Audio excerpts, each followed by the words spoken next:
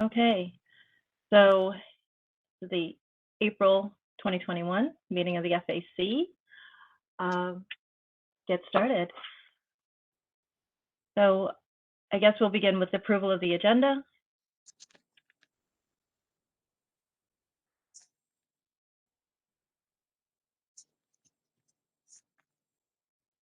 I make a motion that the agenda be approved.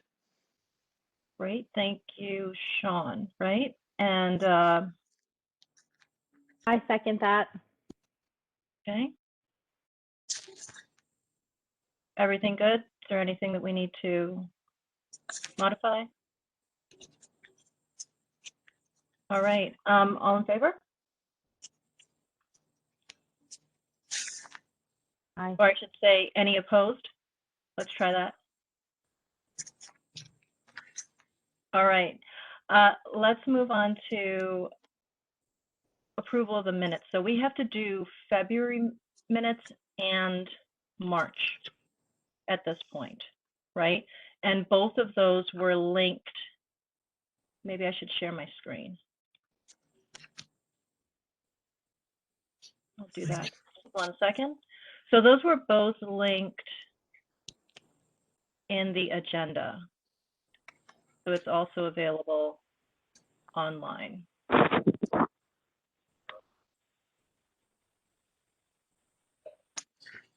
Hope you've all had a chance to review them. I think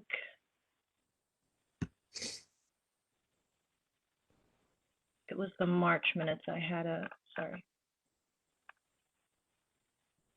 Yep. Okay. Motion to approve the February minutes. Just one small modification. Mm-hmm. It's on page 2. It says co-chair report. Actually, it should be vice chair report. Sure. I caught Lois in a mistake. Minor one. Thank you. And I should note, I think I mentioned this, Lois, we just added this little link here, as well as attaching the item that we approved to the end of it, and actually, I'm going to propose another modification because I realized that so I got really excited about all those links in our agenda, which does make it kind of clean and convenient when you're online, but realized that when people just try to print it and have it on hand, they would have to print everything individually. So to compensate for that, I propose that we append each of the documents. Oh gosh, that's going to be huge. But yeah, we create a giant sort of the equivalent of an agenda packet and append those documents to these minutes, since we didn't do that up front. Thoughts on that? I think there were quite a few documents maybe in this one, because I think that had all the Acme reports also. This is the February minutes? Mm-hmm.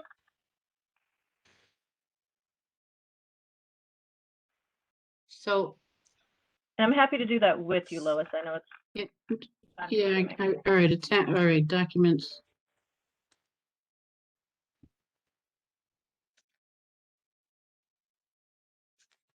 I mean, it will make for a very large packet, but it will make everything more accessible, because while we're going to be maintaining, and I do think actually we're going to have a searchable list of resolutions very soon, and just have to find the time to put it together.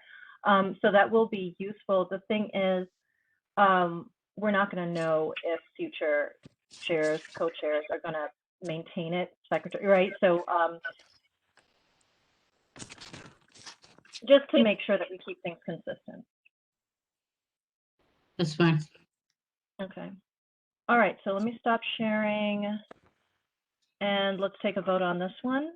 So motion, we've already made the motion, right? So all in favor of the co-chair modification and the addition of the sort of agenda packet items. We actually didn't make a motion. We didn't. I'll move that we approve them. Okay. Oh, is that Mike? Mike Shea, yeah. Second, Myrna. Great. All right. And all in favor with those modifications? Aye. Aye. Yay. Any opposed? Abstentions? Okay, let's move on to the March minutes. Colina, I Yes, think the link in your email was to only to the Yes, March minutes, linked to the February minutes, I'm afraid. that is So correct. oh, I wasn't able to read the March minutes. uh-oh. Okay, we might have to push those off again then.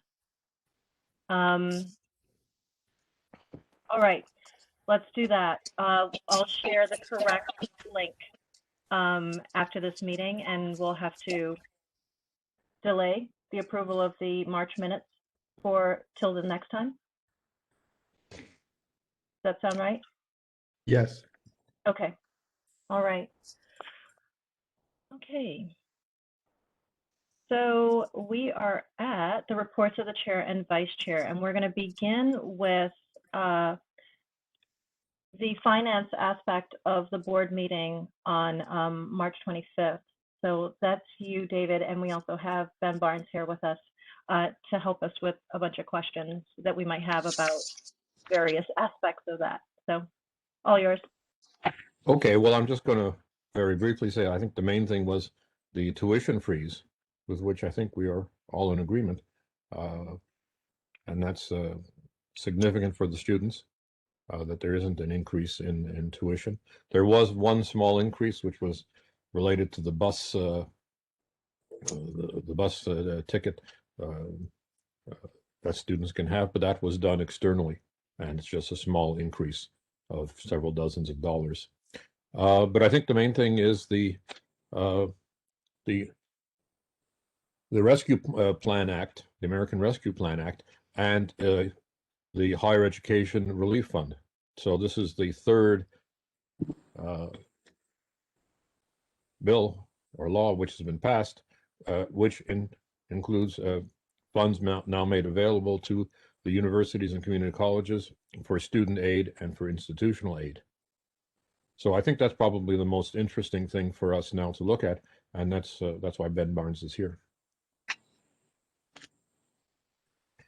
Could you display it? You have a copy of it there that you can put on screen? Ben, did you have other things that you wanted to add before going on to that? Well, I have a new document. A couple of days ago, I was invited to meet with the appropriations chairs, and they inquired about what we were going to spend all of our stimulus money on.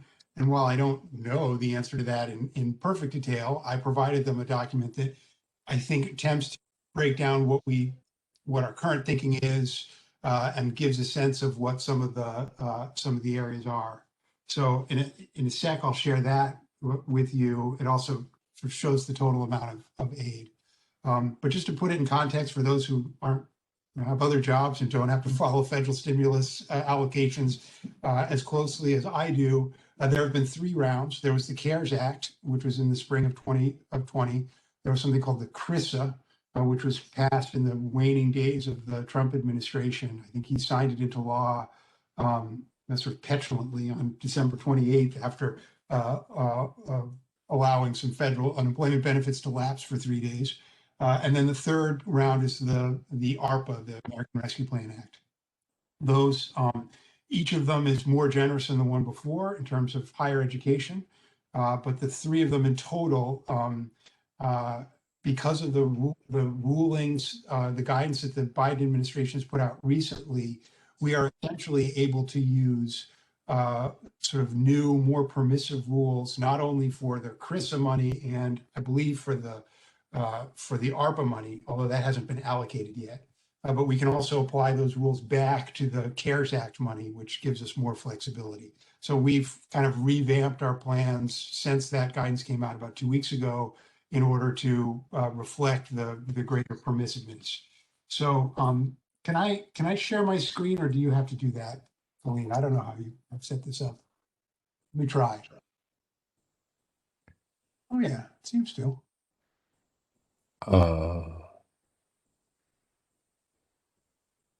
There.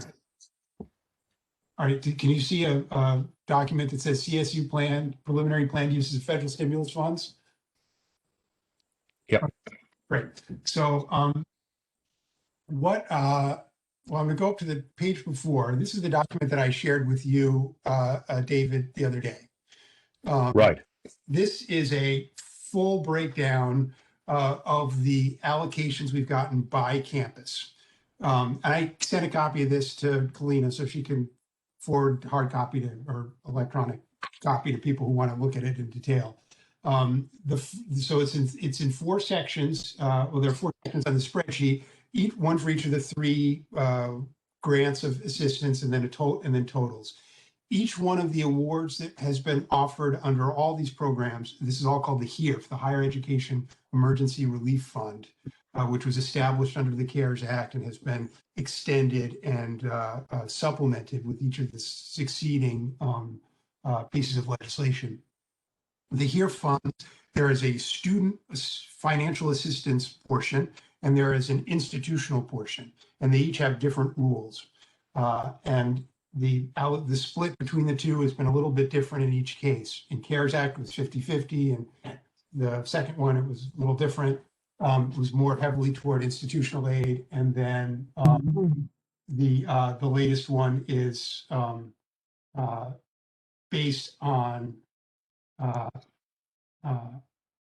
is yet a third distribution between the two categories. But if you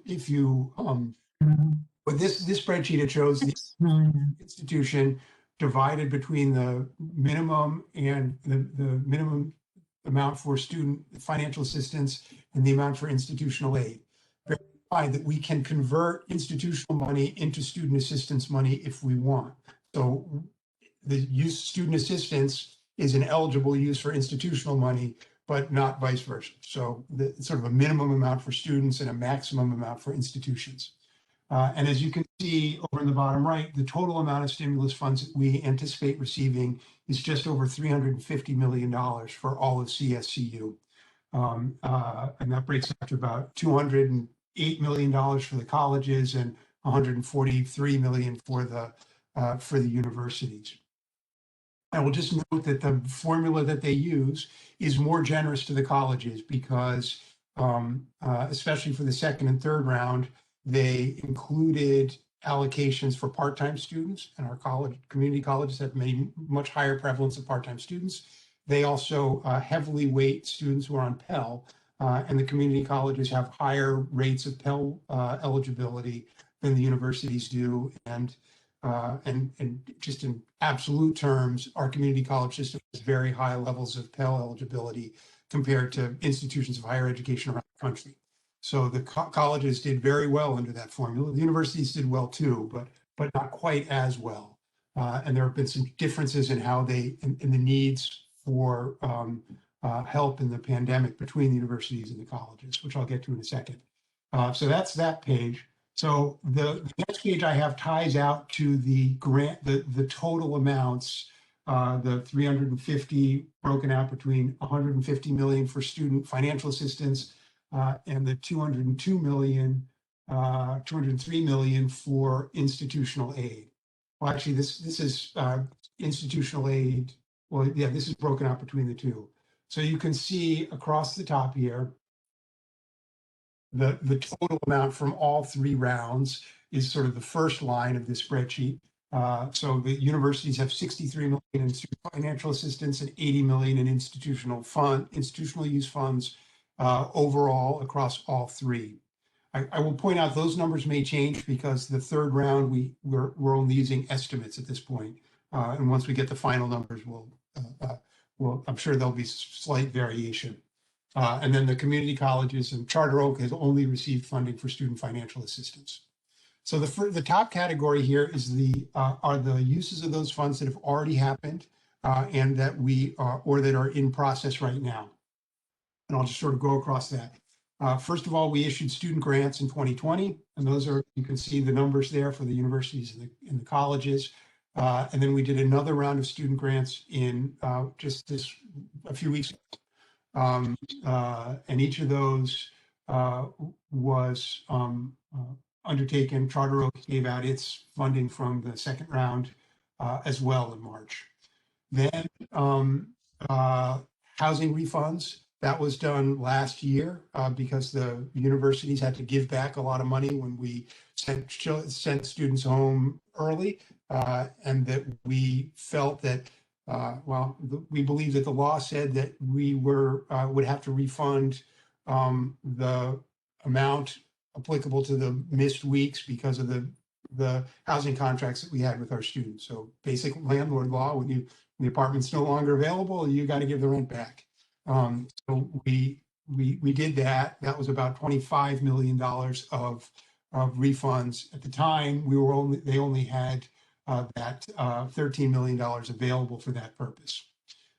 We actually got other outside funds from the state government to backfill the remainder of that.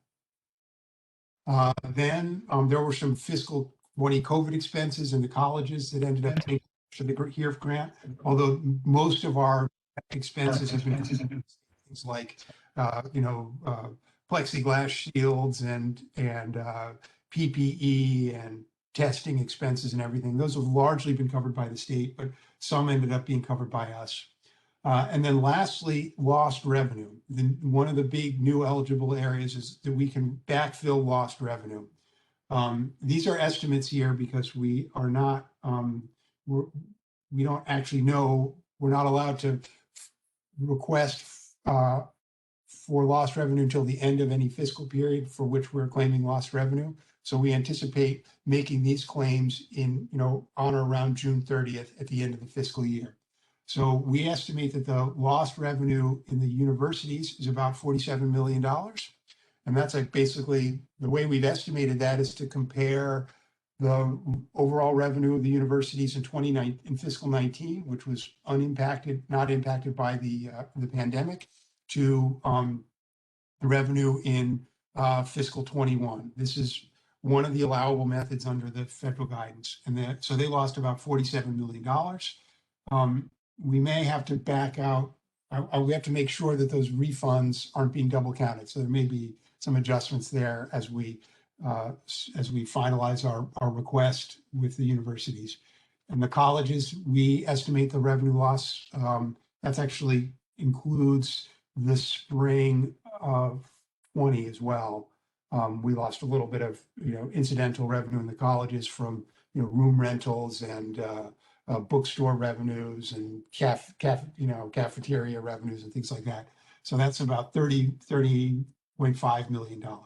So those amounts have already been expended or are really in the works right now for us to do. There's still quite a bit of remaining funds, and this next section, which I'm going to show you, is what our current thinking about the remaining funds is. So on the left, the student financial assistance is a requirement of the federal law, and we don't yet know. We're still working out how to provide these, the 37 million in the universities and the 57 million in the colleges. Now, I say the universities have been making their own decisions about how to spend stimulus funds. That this is not there's no. I mean, I'm playing a coordinating role in making sure that we are. We get together, the universities, all four of them, their financial CFOs with me, and we make sure that we're measuring things similar ways. We discuss the approaches that one another are considering for student financial assistance, and we coordinate a little bit. But so each university had slightly different rules and eligibility and grant amounts to students in the past. I know at the colleges for the remaining $57 million, we are looking at ways that we can incorporate the student financial assistance into our normal packaging of financial aid, because we think that would be more useful to students and would be more successful at reducing the cost of community college education for our students, and we can target it in ways that we hope will ease the burdens of our students. That's not easy to do under the guidance, and I'm happy to talk about that later, but we're still working out how exactly that's going to go. But bear in mind, we have 2 more full academic years of eligibility for this funding. So the 37 million for the universities and the 57 million for the colleges is presumably going to make up 2 years worth of supplementary financial aid. Now, just for scale, I don't have the number off the top of my head for the universities, although I can look it up.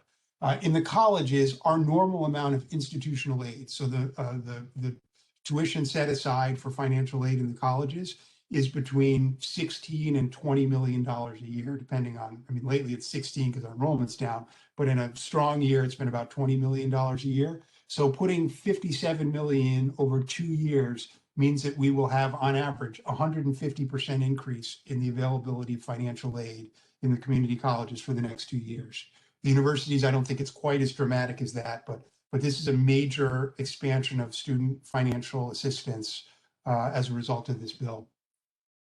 On the institutional side, we assume that the recovery of our enrollment, and in the case of the universities, our auxiliary revenue, is going to not happen all right away. I mean, knock on wood, God willing, we have a great fall and our student enrollment and the occupancy in the dormitories is all back to where it was before the pandemic. But we suspect that it may take a couple of years, particularly in the colleges, where there's a lot more, at least across the industry, as I've seen it, there's a lot more apprehension about how quickly community college students will come back, as opposed to their more traditional university students who, I think there's a sort of pent up demand to get out of the house and go back to school. We'll see. But we're setting aside some money, and here I've shown the 20 million for the universities and 30 million for the colleges.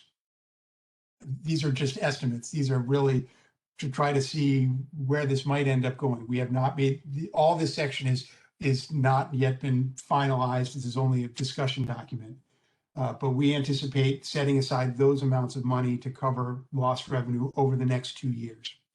And then the rest of these are all at that point, the university's stimulus funds are fully exhausted. If they need 20 million, $19.4 million of lost revenue replacement over the next 2 years, that will fully use up their HERE funds. They may need less, in which case those other HERE funds could be used for other purposes, but that's what we expect will happen. I think they're certainly going to be setting aside a fair amount to cover lost revenue, at least until they know what census looks like in the fall and are able to make better predictions about how quickly we recover our enrollment. Within the community colleges, there's a whole series of lines here which are based on a process we're going through right now. We've set up committees and added a few based on feedback from the college CEOs and others. They've all worked with their, other people on each campus to generate ideas for areas where we would like to spend some of the stimulus money in order to facilitate our students' success coming back to college, and to, shore up our institutions. So I'm just going to tick these off. First of all, we told the campuses that we set aside some for campus initiatives. These are things which are specific to an individual campus where they want to do something that, to help the specific needs of the students at that campus. We've set aside 10 million for that initially. Who knows whether we'll have to set aside more or less, but that's available. We've asked them to tell us what they're planning to spend that on, and we don't know. We have not yet seen that, but we expect to see some indication of how campuses want to spend that money soon. We also, one of the suggestions from the Board of Regents is to use the funds to speed up the implementation of the Guided Pathways Advising Program. So we've been planning to hire advisors over 3 years to get to the lower ratios. This would be essentially assuming the cost of that program for 2 years, allowing us to hire people across the system more quickly and to get to implement it in a quicker way. 35 million is the number I put in. We probably wouldn't be able to. That would be the full cost of. No, it's not quite the full cost. It costs about $20 million to hire to pay for fringe for the cadre of advisors that is necessary to get us down to the 250 student to advisor ratio. So this assumes a little startup time. Forgiving student receivables, this is a priority of some of the college presidents. We've been very generous about allowing students to continue to enroll who owe us money, much more so than we have been in the past. As a result, a lot of students owe us money. And so we're allowed to use institutional funds to pay their bills for them, essentially. And that creates a whole group of students who who come to our classes, who've been involved in the colleges, but would otherwise not be able to enroll in a future semester because of an outstanding balance. That number is still it's a general estimate. It's an educated guess, but it's still a guess. IT, there are a whole bunch of IT items that there's a group working on IT initiatives. A couple of the big ones are upgrading the wireless infrastructure at all of our campuses across the community colleges. Another area is to upgrade the the classroom technology to get classroom technology up to a minimum standard, and then to take some limited number of classrooms even further to allow for the full HyFlex implementation that allows you to do, live streaming and video capture and, two-way communications and all that. So that's one area. Mental health, I'm not sure what ideas they're going to come up with, and I put $5 million down because I had no idea how much it was going to cost. But just to try to see what the total of all these things might look like, $5 million, I don't know whether that's the right number or not, but that's what I have here. I'm assuming that we would may be able to find a way to actually provide not only referral to services, but actually support for mental health services. I mean, actual support for services, but which we currently don't provide. We have a number of initiatives to provide referrals. There's a professional development work group. There's a workforce development programs work group, building access and security work group, and then other student supports, which I put in a catch-all. So these are all the areas. As you can see, if we were to fund all of them at these sort of hypothetical funding levels, we would be $30 million overspent. So obviously the task now is to work through the committees that have been established to identify a list of projects, and then I'm going to pull together, excuse me, a group of campus leaders to sort through all the proposals that come out of the committees and recommend a budget that we can implement across the system. So I'm going to stop sharing this. If I can find the right button. I saw a couple questions come up, but I couldn't read them. They came up and disappeared. So I'm happy to take any questions anybody has about funds or what kind of process we have going right now to identify how to use these funds.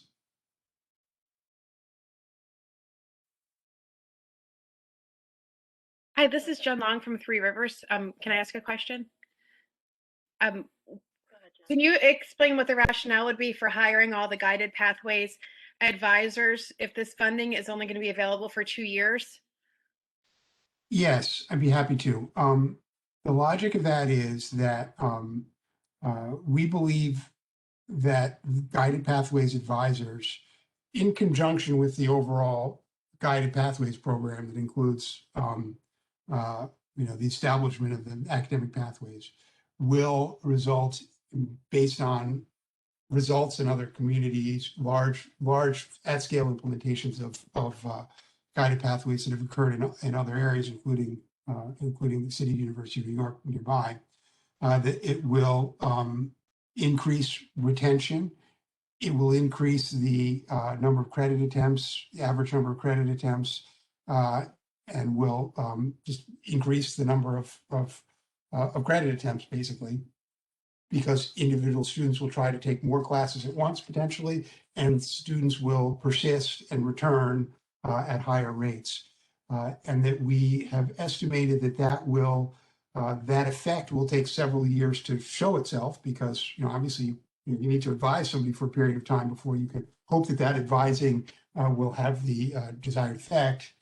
That will, within a few years, begin to result in growing enrollment and resulting in growing revenue.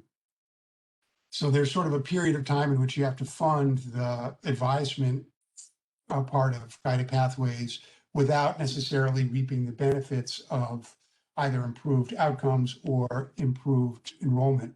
And so we felt that using this money to allow us to get that process going more quickly would be a benefit to students and help them to get re-engaged with their education more effectively coming out of the pandemic, but would also allow us to fund the program during that startup period in which there are a fair amount of expenses, but the revenue that we anticipate will not yet have materialized. So that's the logic behind using it for the Guided Pathways program. Oh, I guess I should have clarified my question. I'm sorry. So I guess I'm wondering, how would they have paid for it if we didn't receive this money? And so because it seems like it was the plan anyway before the money. So I guess I'm just confused about how they think they'll pay for it after the 2 years is up. Well, after the 2 years is up, the expectation is that we are going to have greater, like I said, greater retention enrollment as a result, greater credit attempts and greater retention. So. Oh, you mean because the co-requisite model is that what you mean? Because the co-requisite. No, this has nothing to do with the co-requisite. This is not about whatever, Acme, I guess. Uh-huh. That's out of you got the wrong.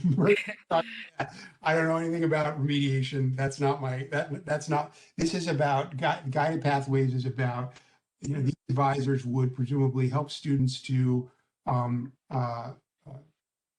provide support to students to stay in school and to make sure that they were pursuing a track to completion and meeting their educational goals, and would provide additional direct contact with students to ensure that they would that we would improve our retention rates and our ultimately, I think the hope is our success. That more students would complete either a certificate program or a degree, an academic degree.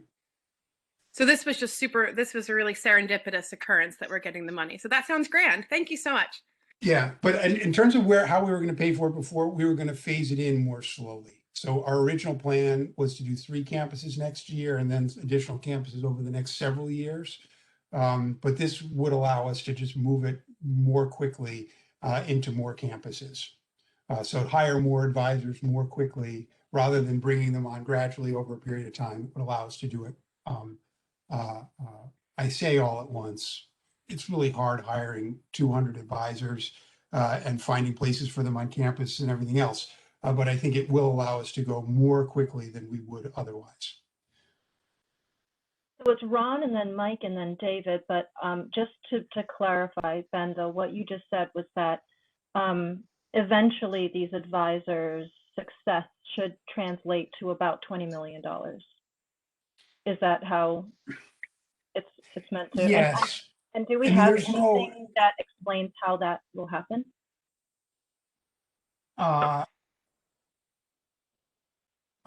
I know I did an estimate a couple of years ago. I know that the folks who are involved in that program have done more. The way that we've estimated the potential revenue is we look at historic, as cohorts, a group of new students, who show up, what their survival is over subsequent semesters. And we assume, well, if we were to improve that survival, so now normally of a student who shows up of a group of students who show up in the fall, I'm not going to get the numbers exactly right. I don't have these in my head, but I think it's like 60% of them show back up in the spring.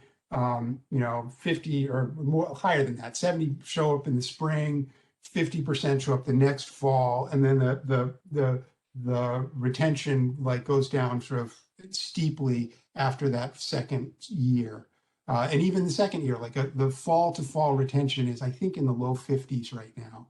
So where our assumption is, if we can get fall to fall retention to be, instead of 52%, to be 60%, which means 8% of students who otherwise might drop out, we're able to keep them engaged through the efforts of the advisement of the advisors and all the other features of guided pathways. Then that would result in well, it's not quite perfectly 8%, but close to 8% increase in enrollment in that subsequent semester by allowing less than that, probably 4 or 5%. But that increasing retention will increase enrollment. And so the model looks at that. And then there's also a component that looks at if we increase the average number of credit attempts, and the numbers are small. So I think an estimate that I did a few years ago, and I think they've become even more conservative now, but my estimate a couple of years ago, we assumed that there would be an average of like 1/2 of a credit attempt per student increase. So every 1 out of 6 students would take an additional class as a result of the intervention of the advisors in their academic planning. I don't know whether that's reasonable or not. We discussed it with folks who were involved in it. We talked to people who had implemented it in other places. There has been strong enrollment gains in places that have implemented it, but there's so many factors that go into that. It's very hard to really have a strict rule of thumb. It's not exactly it's hard to segregate how much is caused by the guided pathways intervention as opposed to other things. Typically, systems that are implementing guided pathways are also, participating in other student success initiatives that may also have benefits, as are we. So it's a little tricky to know what exactly that's going to be, but we have made conservative estimates. I can talk to Mike Bacilli, who's in charge of that program, and try to determine what assumptions they made in their updated revenue projections from the program. But I believe that they're even more conservative, just from my conversation with them, than the assumptions that we made a few years ago when we were looking at the program. So I'm sorry, did I get the full question? I think so. That was it. And by my count, it was Ron, Mike, David, Fran. I have a few things. One, it sounds like we're putting $35 million down on a roulette wheel and hoping for the number to come up with guided pathways. I've spent 15 years at least researching retention and looking at guided pathways. We've adopted a lot of the guided pathways principles already at Naugatuck Valley Community College. Our advising load for our faculty advise 30 students. The goals for guided pathways advising is 250. We currently advise 30 students. Now, some of us have more. If you're a program coordinator, you're advising a lot more than that. Okay, but on average, faculty have 30. So over 50% of our students have a 30-to-1 ratio in terms of their advising, right? And so this is actually a step backwards. But to get back to it, in terms of adopting guided pathways stuff, the things that we've adopted have resulted in about a 1% increase in our graduation rate per year. That doesn't sound like it's going to add up to 25 to 35 million dollars. It just doesn't. It just defies reason. So that's one thing. The other question I have is that based upon the table that you showed us, Ben, the first table, it looked to me, and I'm looking at this from a Naugatuck Valley perspective because I'm the faculty senate president, and so I'm looking out for our college. And it said that the feds have allocated $16 million for Naugatuck Valley Community College for institutional funds. If we're Yes. given if we're given $16 million, how can the total for college initiatives be only 10 million? We should have 16 million according to your own table.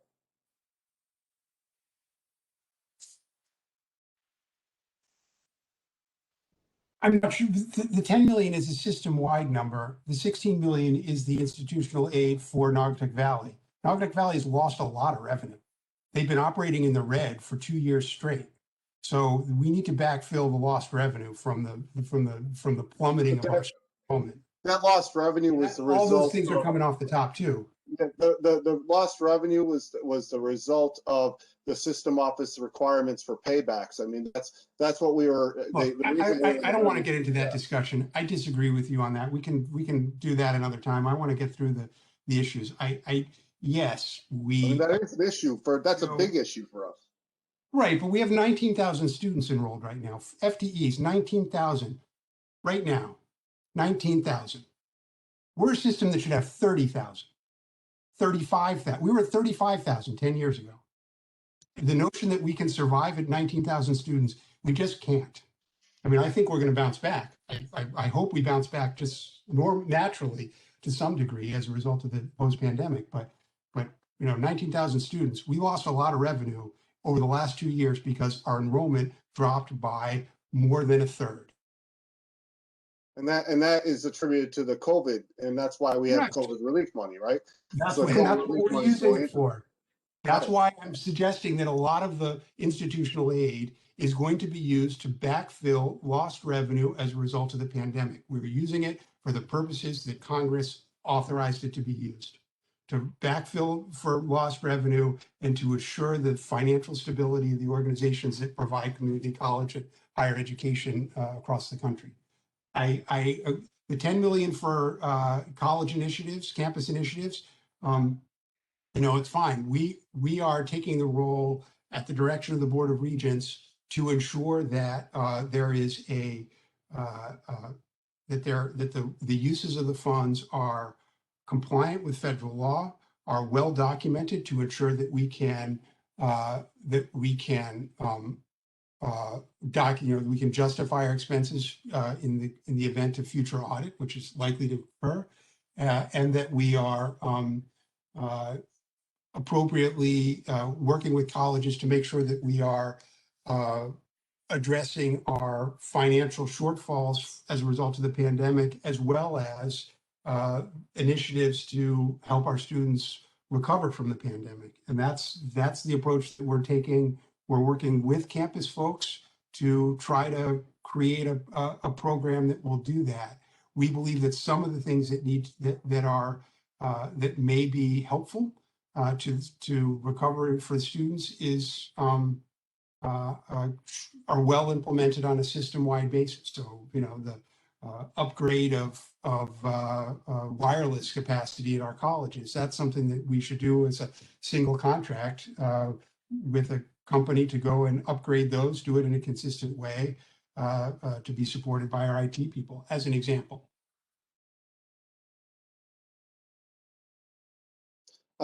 One last question is, why isn't this money being, in terms of the spending of this money, being decided by our administrative deans and CEOs? Why is the system office dictating or putting together committees to decide how this money's spent when the feds allocated it by college? Because as a member of the system, they all have the same governing board, who ultimately has the authority and the responsibility to ensure that the resources of the university, in the case of the universities and the colleges, are spent in ways that are appropriate. It is the Board of Regents' decision.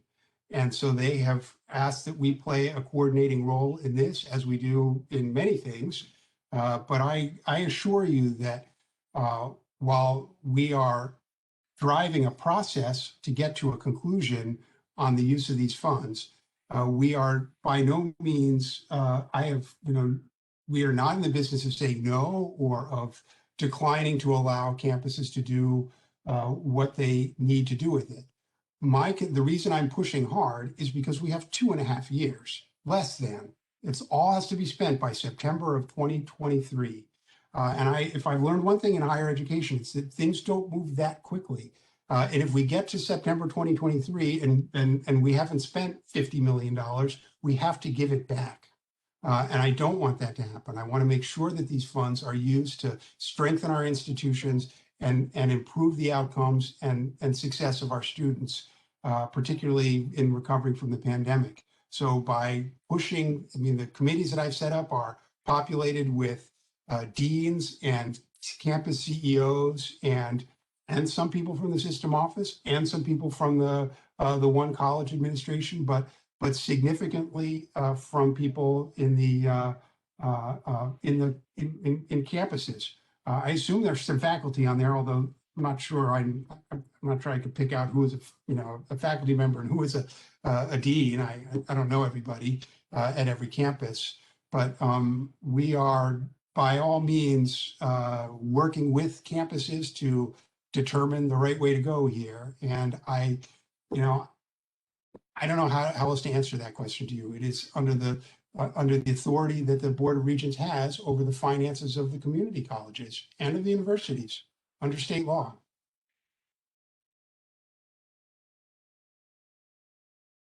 Thank you.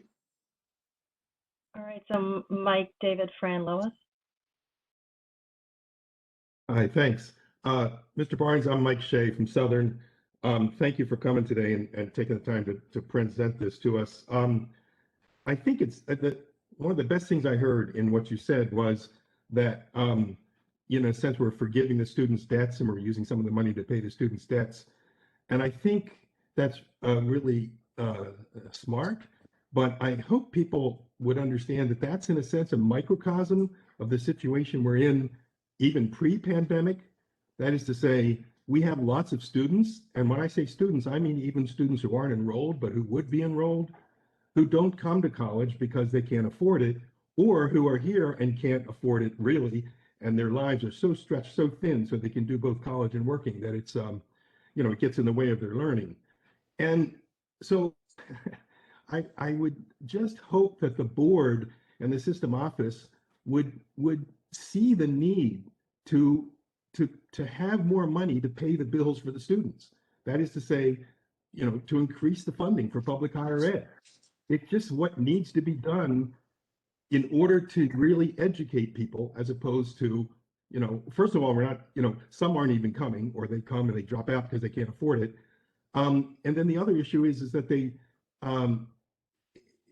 is those that even get educated sometimes are stretching their education so thin because of their working that they're not getting what they could from it. So the whole state is not profiting as much as it could from investing in public higher ed and in a sense paying the bills for the students. I mean, think of it. The reason you're doing that is because they literally don't have the money to pay those bills, right? And we're doing that in this kind of emergency situation. But I would just say that emergency situation is literally the situation the Connecticut is in. So I entirely agree with you. Yeah, go ahead. I agree. Yeah. So I don't control the appropriation. No. I know you don't. No. I understand. I'm saying I think it was a generous thing to do, and I would just hope that the system office and the board would use what legislative influence it has in communication and in connections to keep pushing that message instead of trying to educate these students under fewer and fewer funds, or even if we stop where we are. It just needs to go in the other direction. So I'm not criticizing you on that. I'm just saying I will tell you it's a healthy way to think about what we need. I entirely agree with you. And I would tell you that I think that from my interactions with the Board of Regents is highly focused on affordability generally. I mean, they want to keep things as affordable as possible. They were happy to freeze tuition. If we had a plan, if we could present them a responsible plan to roll back tuition rates, they would accept that, or a responsible plan to increase, discounting through set aside. They would support that. The problem is, we also have to pay everybody. We have to meet our bills every 2 weeks and that. So we're always balancing those. But and you're absolutely right. The amount of state subsidy, I think, is not enough. I would like to see more. We're working on that. I spent a lot of time with the legislative program. Kalina, I do have a hard stop because I have a Q&A with 150 members of the committees doing the stimulus this afternoon. So I can take a couple more questions and then I'm gonna have to go. But I'm happy to come back, or if you want to provide me with any other questions, I'm happy to provide answers in writing to those as well. I don't mean to give anybody short shrift. I just have my Zoom dance card is fuller than it should be. So how much Thank time you. do you have, Ben? We have 3 other questions in the queue. I have 5 minutes, but I could be a couple minutes. Okay. All right, go ahead, David.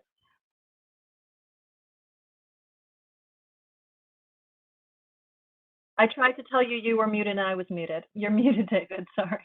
Sorry. Go ahead with Fran and come back to me at the very end. I just have a word to say or two. I'll try to be brief. Thank you for the briefing. It was helpful and illustrative. I know pre-students first, budgeting used to, I think, work this way, that the presidents would set the budget and submit the budget for approval. So I do not know why that can't happen here, with the understanding that those budgets will have to be balanced, which would take care of the backfilling issue you talked about. That money would end up, I think, addressing the deficits going forward anyway. But again, the point being, the decision really needs to be made by the people at each college and university where that money is going to go. Just briefly, we're not doing guided pathways. We're doing parts of guided pathways. Even that $35 million investment is not fully going to implement guided pathways. So I'm very concerned about that. I went to the kickoff event at Gateway, it was some years ago, and I remember the facilitator saying, more than once, that if you do not fully implement guided pathways, and that includes buy-in too, from faculty, staff, it does not work. And he didn't say it might or might not work. He said it will not work. So I'm very concerned that we're investing a lot of money in a model that is going to fail. We'll have 200 advisors on the payroll, and if the model fails, what are they going to do? And or if the consolidation ever happens, what are we going to do with those people? How are they going to help students? Why not invest the money in faculty and in tutors and in people that work in writing and math labs? We got $35 million there or more. Why not spend it that way? Thank you.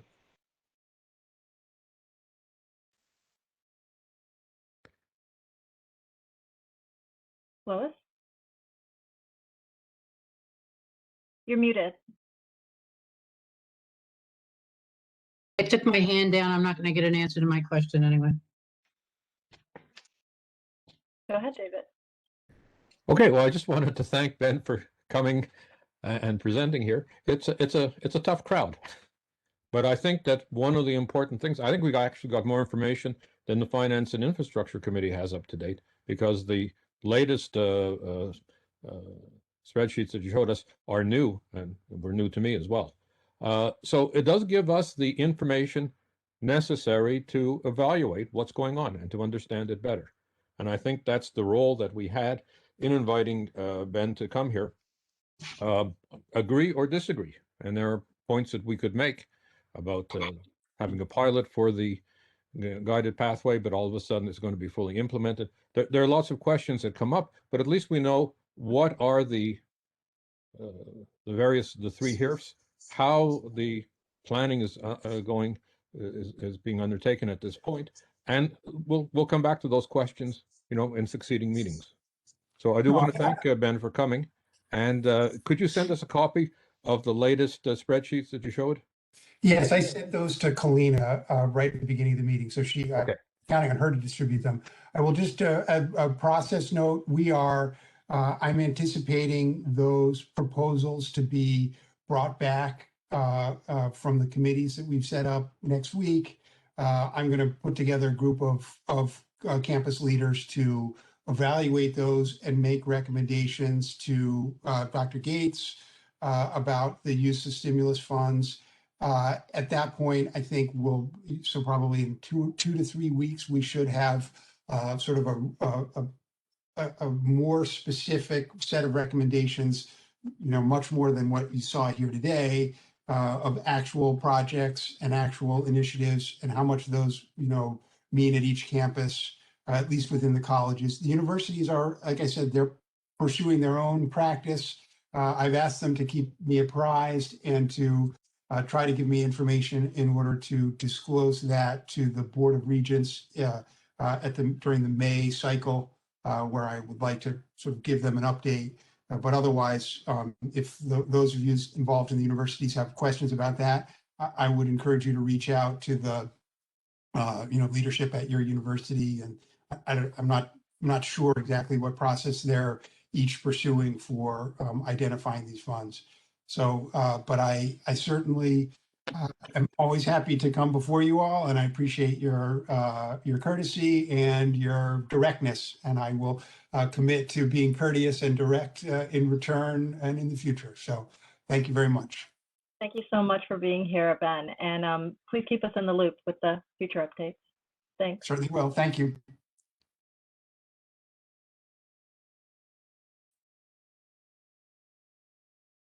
Okay, so we can return to that in our next agenda item. But David, do you want to continue with your update, and then I'll finish my report, and then we'll go from there? Sure. Okay. Can you display the statement I made at the last Board of Regents meeting on the screen? Ooh, you've put me on the spot. Let me I find have it here. Can I do that? Yeah, you can. Okay. Oh, hang a second, 1 second here, as I try to figure out. I think it's screen 2. I can't see what you're seeing. Completing and closing students first. Can you see that? Yep, seeing that. Yeah. Okie dokie. And if you could just increase the size a bit, that'd be helpful. Yeah. Oh, How's that? actually, now we've lost it, and we just have a bunch of HERF funds. How's this? No, we've lost it. Oh, well, Yeah. that's not good. Huh. Let me stop Oh, sharing. there it is again. So I guess when you. Oh, I see. I changed. Okay, fine. Okay. Okay. So basically, I'll take just a couple of minutes. It was a bit of negotiation to get this onto the agenda as a sort of sub item. But that we've been regularly criticized for not having an alternative to Students First. And I'm not saying that I do have one. And what I'm going to present now, which I think I sent around to everybody a week or two ago as an attachment, is my personal statement. It's what I've sort of concluded, at least tentatively, based on what we have seen, what I've seen at the Board of Regents in the last year and all the meetings with you folks. And so basically, I divided it into a number of bullet points with a little paragraph on each. And I know in advance that some of you will be critical of this, perhaps because you think I've conceded too much, or because I haven't conceded enough. I'm very interested in getting your feedback, including your criticisms and your suggestions for additions. So the first point was, of course, just to review what Students First has realized or accomplished or achieved. I'm using that in a neutral sense. They've transformed the campus presidents into CEOs. They've named 3 regional presidents, and they've established an interim, what I call sectorial leadership, because the one community college doesn't exist. What they have is a interim leadership for the community technical college system, as defined in Section 185 of the statutes, along with their proposed system office for the community colleges to be housed in New Britain. And what I suggest is, if they want to consolidate something, don't consolidate the community colleges, consolidate the administrative changes which they have made and which are still at a preliminary stage and find something, for example, for the regional presidents to do. The page 2 was a point that I thought was important, namely, what are the problems? One is over-centralization, and we've discussed that at great length, including the amounts of money going into the system office, which it controls directly or through shared services. 2 is delocalization, and I think that's our major criticism, namely the planned elimination of the accreditation of the 12 community colleges, and all the problems that implies in terms of acceptance by NESHE, problems with the clear opposition of faculty and local constituencies, and even problems with federal financial aid numbers. And thirdly, loss of faculty control of curriculum. I think those last 2 points, delocalization and loss of faculty control of curriculum, are the major criticisms that have been made of this. And I point out that teaching occurs in the classroom, not on Woodland Street, and faculty are the curriculum experts. And I would say the only modification I would make here is to say we need faculty control over curriculum and pedagogy, including the mode and means of delivery. And that means mode, whether on ground, online, hybrid, high flex, and means of delivery. That includes even the software packages which are used. So those were the major points. I then looked at the 3 things, and this is my impression of what's going on, namely the transfer articulation, which began before Students First, which has been sidelined by Students First, and which we said we'd like to restart because it is a benefit to the students, both at the community colleges and at the universities, but not so long as this is held up as a model of Students First and consolidation. The second was the Guided Pathways project, which we just talked about. And in that respect, a point I would have made had we had more time to discuss with Ben Barnes is obviously, and the point was already made, I believe, by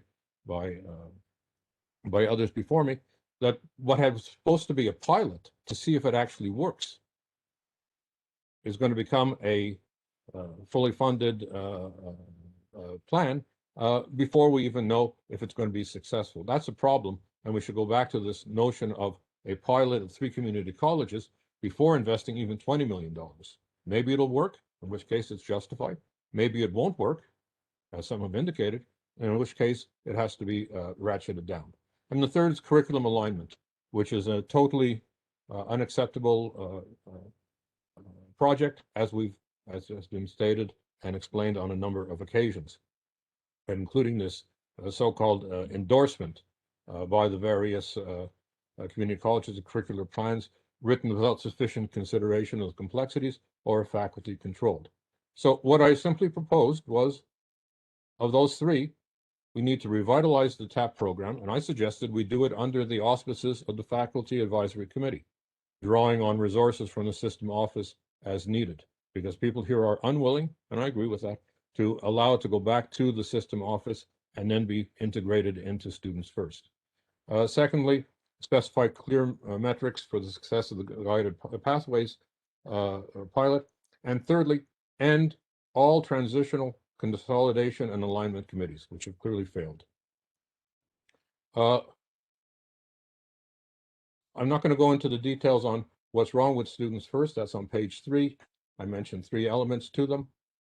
It's not going to create the cost savings, right? It isn't a question of its goal being one of greater equity, because that's not what they've designed it to achieve. And it's top-down management and micromanagement by the system office and the Board of Regents.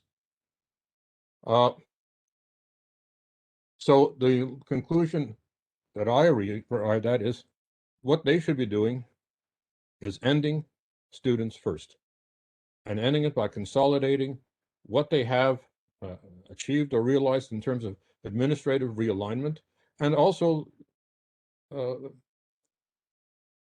redistribution in terms of budget, which they can clearly do. In fact, what Ben Barnes showed us today is you don't need to eliminate the accreditation of the 12 community colleges to have various committees work out projects for the distribution of the federal funds.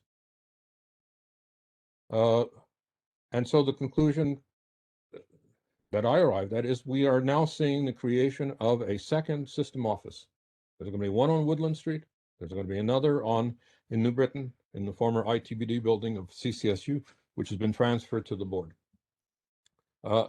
Let's figure out how that's going to work and consider that as a system office for the community college system, not for the one community college.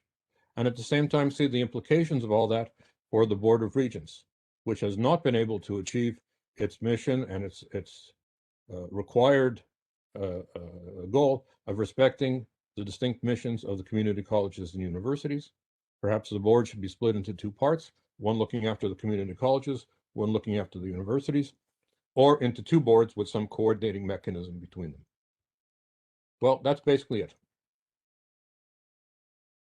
So let me just add that when the notice was sent around to everybody in the CSCU of notes as to what happened at the meeting, this did not appear at all.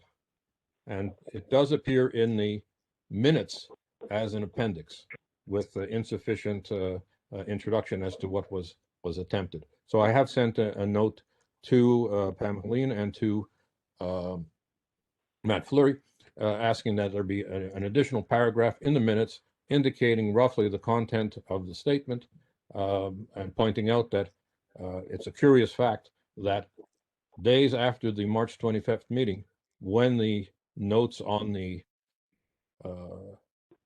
meeting were sent around to the CSCO community, my statement did not appear anywhere.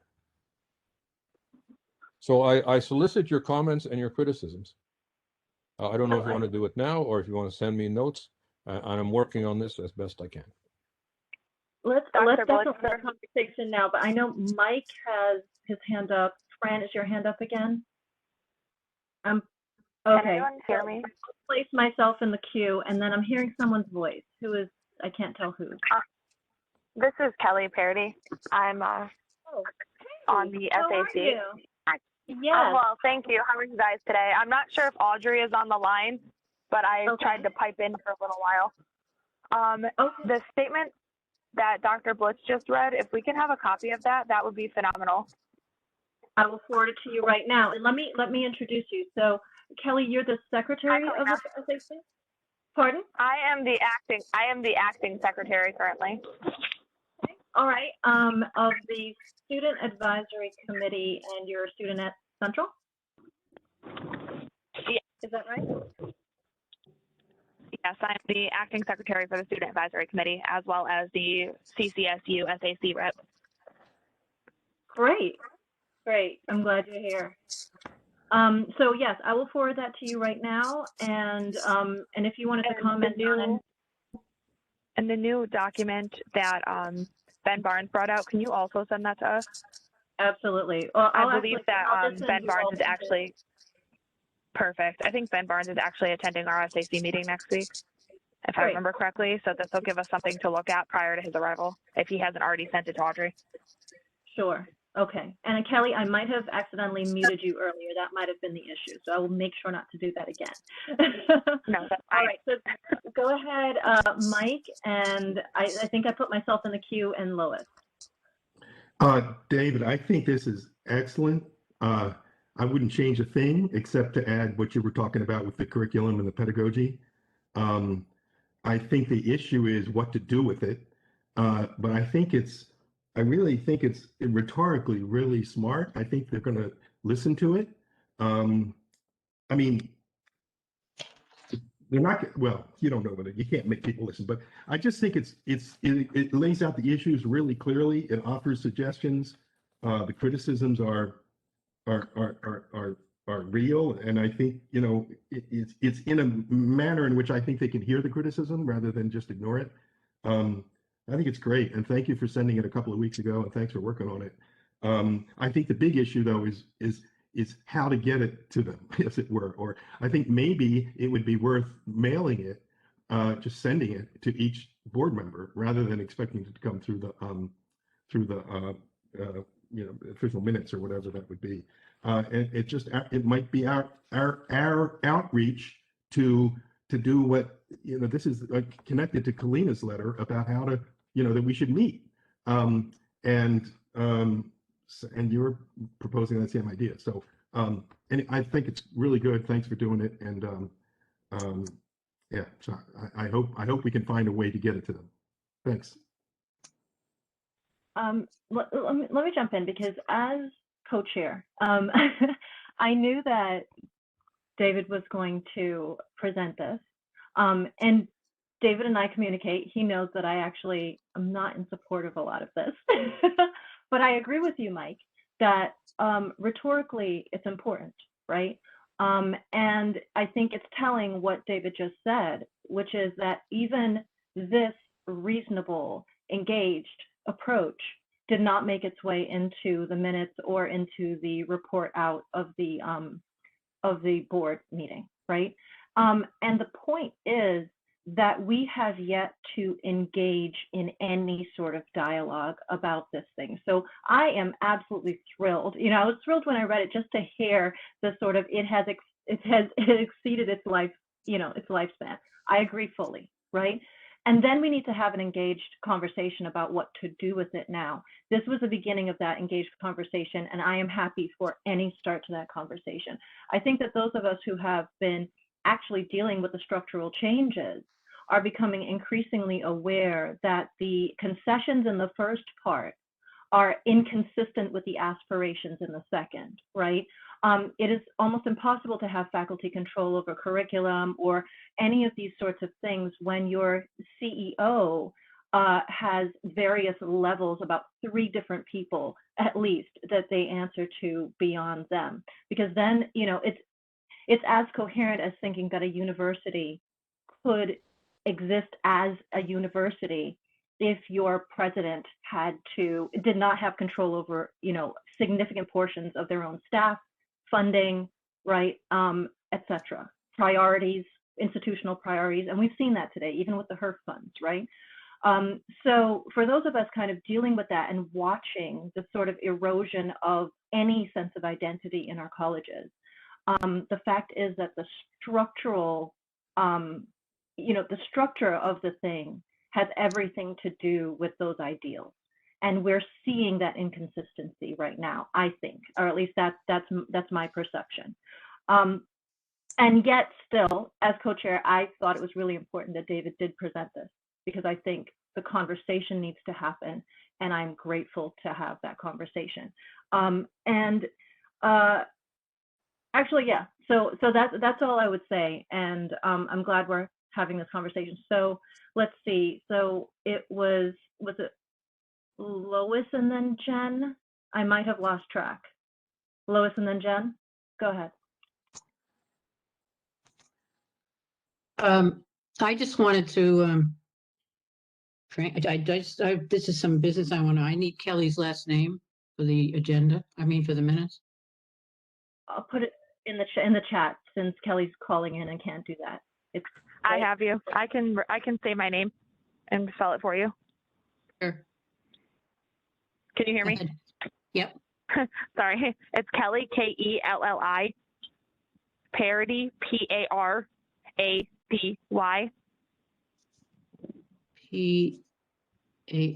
I'm sorry, Parady? Correct. Okay. Thank you very much. That's all I needed to know. Absolutely. Thank you.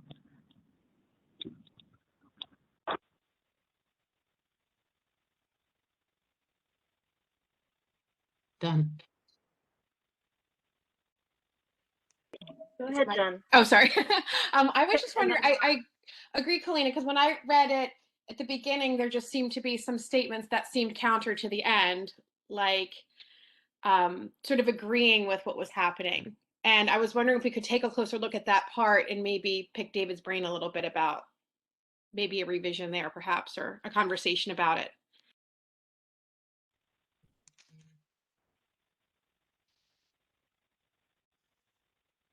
No, I agree. I think there's 2 points. Mike Shea's point about adding in control of pedagogy in terms of modes and mean, which is something that I realized was missing there. And secondly, whether the first part, in fact, is consistent, i.e. the concessions, that is, say, what they have accomplished in their own view, and is consistent with the aspirations in the second part. I'm taking a realistic point of view. I don't think we're going to be able to undo those three things.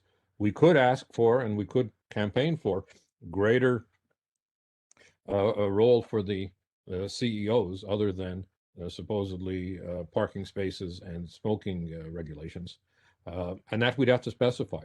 So I need to know more about what folks think is the minimum that a campus CEO or president should be doing, right? And I certainly would include in any future version of it this question of the consistency between the modifications they're making and what should still be going on at the campus level. Because I think there's a number of things. One is to maintain the accreditations of the community colleges so that the role of CEOs could be adjusted in some future leadership, and as well to make sure that some of the curriculum aspects. I mean, I've been rereading their plan for the one college senate and the curriculum council and so forth, and it doesn't make any sense. One thing that I think we need to insist upon is that curriculum continue to be developed using the college structures that exist, and in particular with respect to departments and department chairs. It's in there on page 2, but I mean, it may need to be stressed more.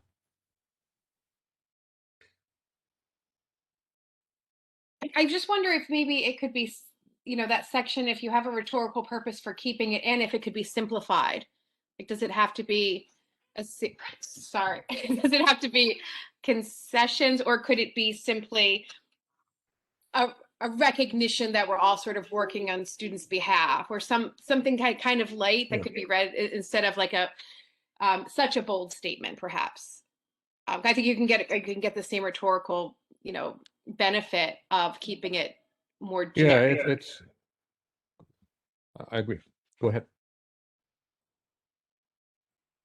I think Mike wanted to speak. Yeah, I just think it has to be something like that. I agree with your point, David, that you're taking a realistic approach. Yeah. Anything that starts out by saying, let's not have those presidents, they're not going to read the rest of it. I think redefining, as you were suggesting, what those people could do would be better. So that they actually do have some power. I understand the contradiction, but I don't think they've hired those people. I mean, they're just not going to listen to an idea that's, sort of says, let's go back and start all over. This is more like, let's pick up where we are and try to make it work. And I think that's, that is very realistic and more likely to have people pay attention. Okay, thanks.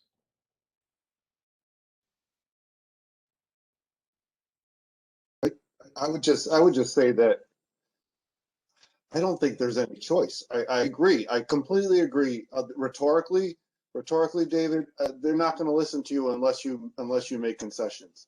However, I don't think making concessions is going to turn this turkey into an eagle. It's just not. I mean, this is a failed plan, and the only way out of a failed plan is to end it and go back to the beginning and start over. That's the only way out of a failed plan. You cannot try to tweak it. It's gone past that. In the beginning, when FAC wrote that letter and said they needed a shared governance process, way back, when was that, 2 or 3 years ago, right? At that point, there was an opportunity for fixing this and making it work. But that ship has sailed so far past. I mean, you should see our CEOs can't even decide whether to call a snow day. That's dictated by the HR department up in Hartford. I mean, an HR person has power over, right, our academic leader of our college, right, our chief academic officer. I mean, it's like they have no say in anything, and even redesigning. It has to do with reportage, right? They report to these regional presidents. Those regional presidents and some of it has to do with hiring. They were hired because they were loyal to the system office, right? Our CEOs have been hired because they've been loyal. It's basically built. The whole structure right now is built in a similar way to say, I hate to use this because it's going to sound extreme and exaggerated, but it really is. It's built like a mafia organization. you know? And I don't know how you tweak that to make it work. I just don't. But I agree with you that if we come out and say that the conversation's over. I agree with you completely, but I don't know if we have a choice. I don't think it's going to work otherwise.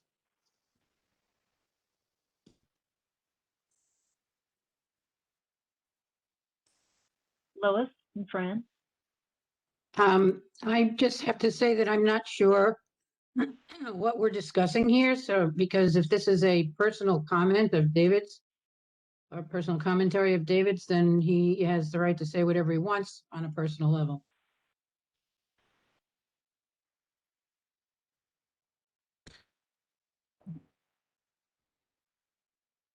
It looks like you're responding directly to that, Mike. Is that right?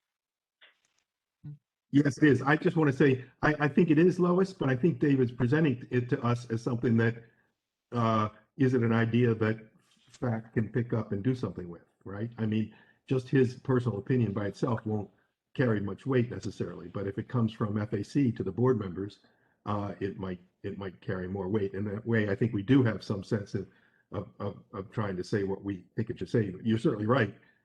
David could send it on if he wants, but I think he's bringing it to us so that it might be a statement from FAC. That's what I assumed anyway. And I understand Ron's point 100%. But I just think, you know, redefining the CEO or something that it's a choice. It's two bad choices. But I think sending it and hoping to be listened to is better than sending it and knowing it won't be listened to. So, bad choices. In that case, I agree with Ron, and I can't support any of this. Go ahead, Fran.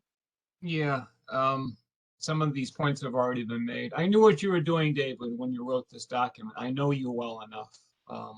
You're still the coordinator of the peace studies at Central, aren't you? You know, I got that. But I guess the question is, indeed, what is this body trying to do with this document? You know, what is the goal here? Is it to start a conversation, or is this actually something we support and endorse? Or do we want to modify it in some fashion? Not today, obviously. I have a real problem seeing how this, even the regional structure, is actually going to function in a way that we will get the services we need, and the students will be supported in such a way that they need to be supported. I don't think it'll happen. So I've got a real problem conceding that, although indeed we might be stuck with it. We don't know. And I think we will be stuck with some of it, definitely. I hope not, but probably.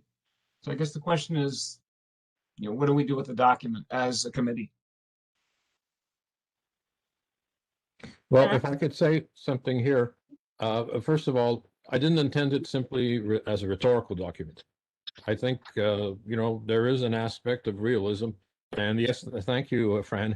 As a coordinator for peace studies, you have to figure out where are you and where's the other side, and you know, where is some common ground, and in any sort of peace treaty. I'm not suggesting that that's exactly what we're looking for, but it is suggestive. There has to be, you know, some give and take, and that implies certain concessions.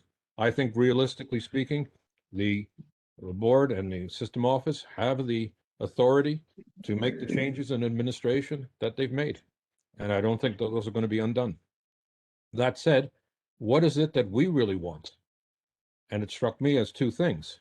One, the continued independent accreditation of the community colleges, which I agree should be strengthened with a redefinition of the CEOs.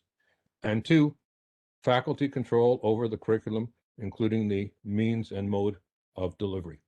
That said, I'm more than interested in having suggestions for improvement, but the idea is to open a conversation. I'm not asking you to approve this as a document of the FAC, and I clearly made that clear in the document itself, that I'm not speaking on behalf of the FAC. Go ahead, Jen. I've noticed a lot that we've been inviting people, and they've been gracious and they've taken our questions, but I feel like the people we're inviting end up having a little bit of the power. And what I like about the document is that you really position yourself to be listened to, I think. And I think there's a lot of content at once. And I'm just wondering if it can also help us just reframe things to say, how can we get an audience of people that we can invite in where we're clear about making some very similar points and delivering it in a way that the audience can receive it? Because I don't think that our audience is necessarily a group of readers. And I don't necessarily think that they think of us the way that we think of ourselves. I'm just trying to think about, because I like the spirit of it. And I like that you're going into the document sort of asserting that these points should be heard. I just don't know if, because if you take, for example, when I was talking to Ben Barnes today and I asked the question and he started saying, oh, well, I don't know anything about, Acme or whatever. I thought that was incredibly condescending and dismissive. And I think that there's a lot of that where like conversations are halted right when we're getting to the points. And I love the idea that this is so comprehensive in scope and that you're positioning it as an authority that you expect people to hear you. I wish we could do more of that as opposed to having guests kind of have people come to listen to us instead of us always listening to them.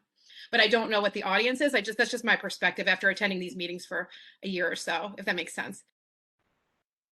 So I'm glad you said that, Jen, because if you look at, I think it's number 6 on our agenda, we have kind of a proposal for that, right?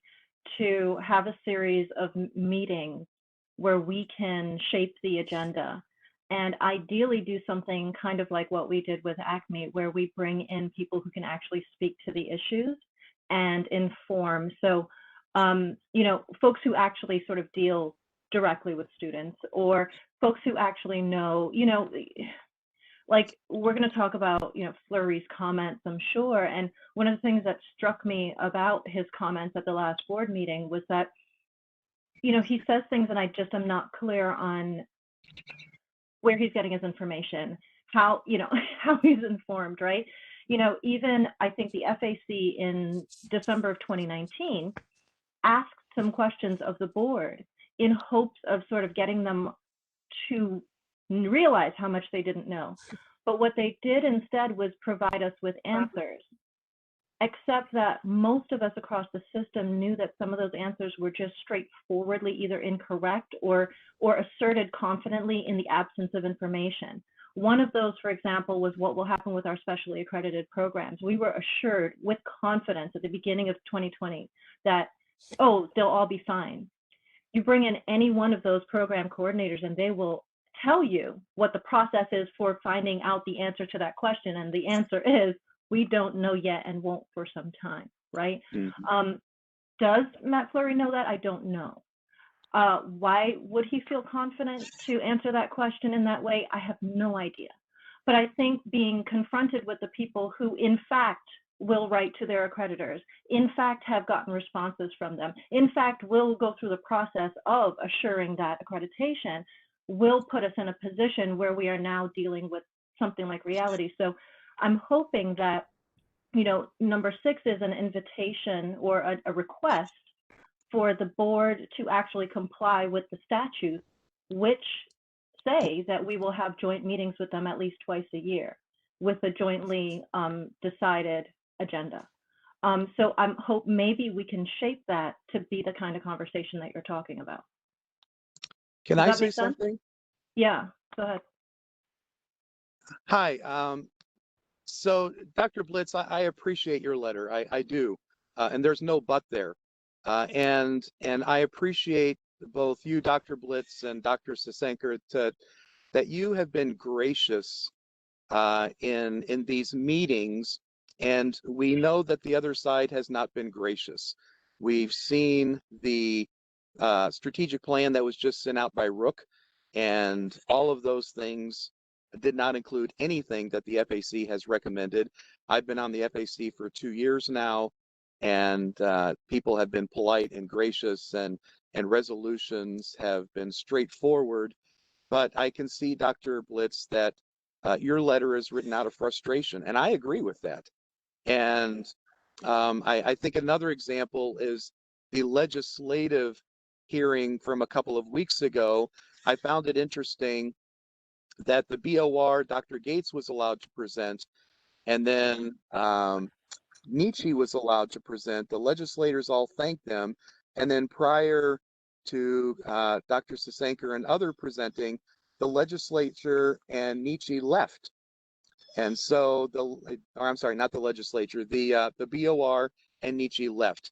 And they didn't stay around to listen to any of the concerns of FAC or other people involved. So I think that speaks volumes as to how they're going to listen, whether it comes across very strong or whether it comes across in a gracious way. So I defer to the expertise of the two philosophers who are our chair and our co-chair, and how things should proceed with that way.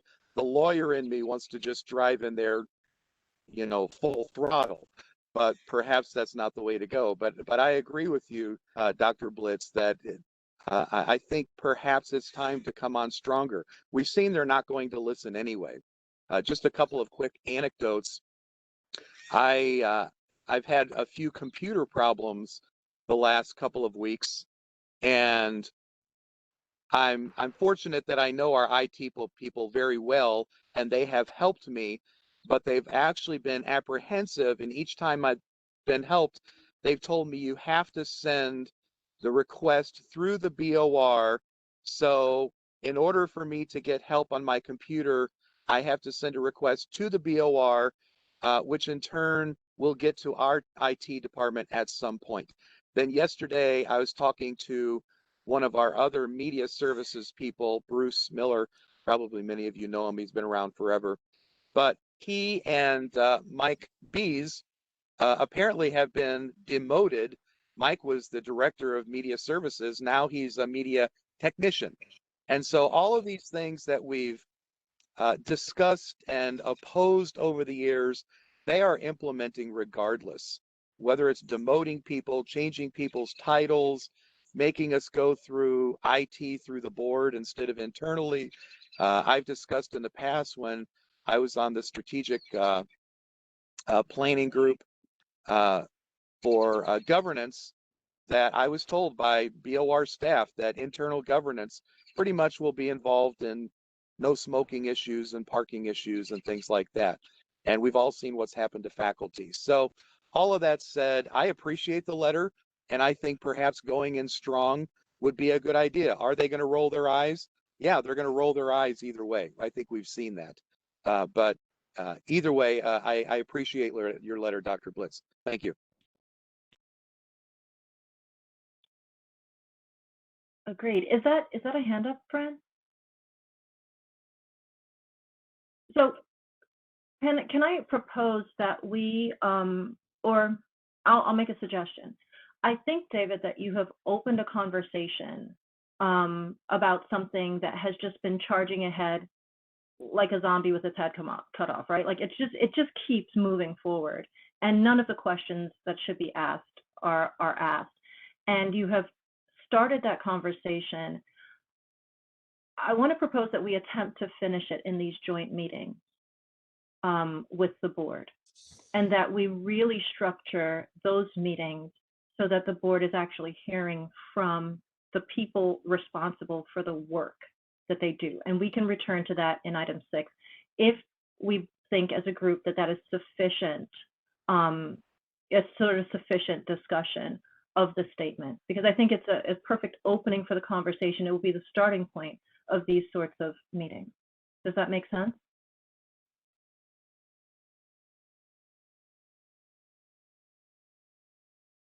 Or do you have another suggestion? What do you think, David?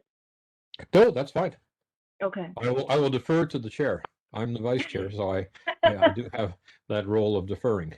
But that makes perfect good sense. That was my intent, to open a conversation, to start off from a realistic point of view, to state clearly what is within their domain of competence. But I do think there's modifications that I should make in that to make sure that the administrative structure that gets imposed, as it were, is not inconsistent with the faculty control over curriculum and local governance, which we consider essential as well. And I think I need to say more about local governance, for example. Okay. And now Fran's hand really is up. Is that right? Because it just went up again. No, okay. All right. Sorry, I just took it so- down. That's fine. So what's left is mostly ASA, CCIC stuff for me. Is that it for you, David? Yep, I'm more than done. I'm Okay. toasted on both sides. Okay, cool.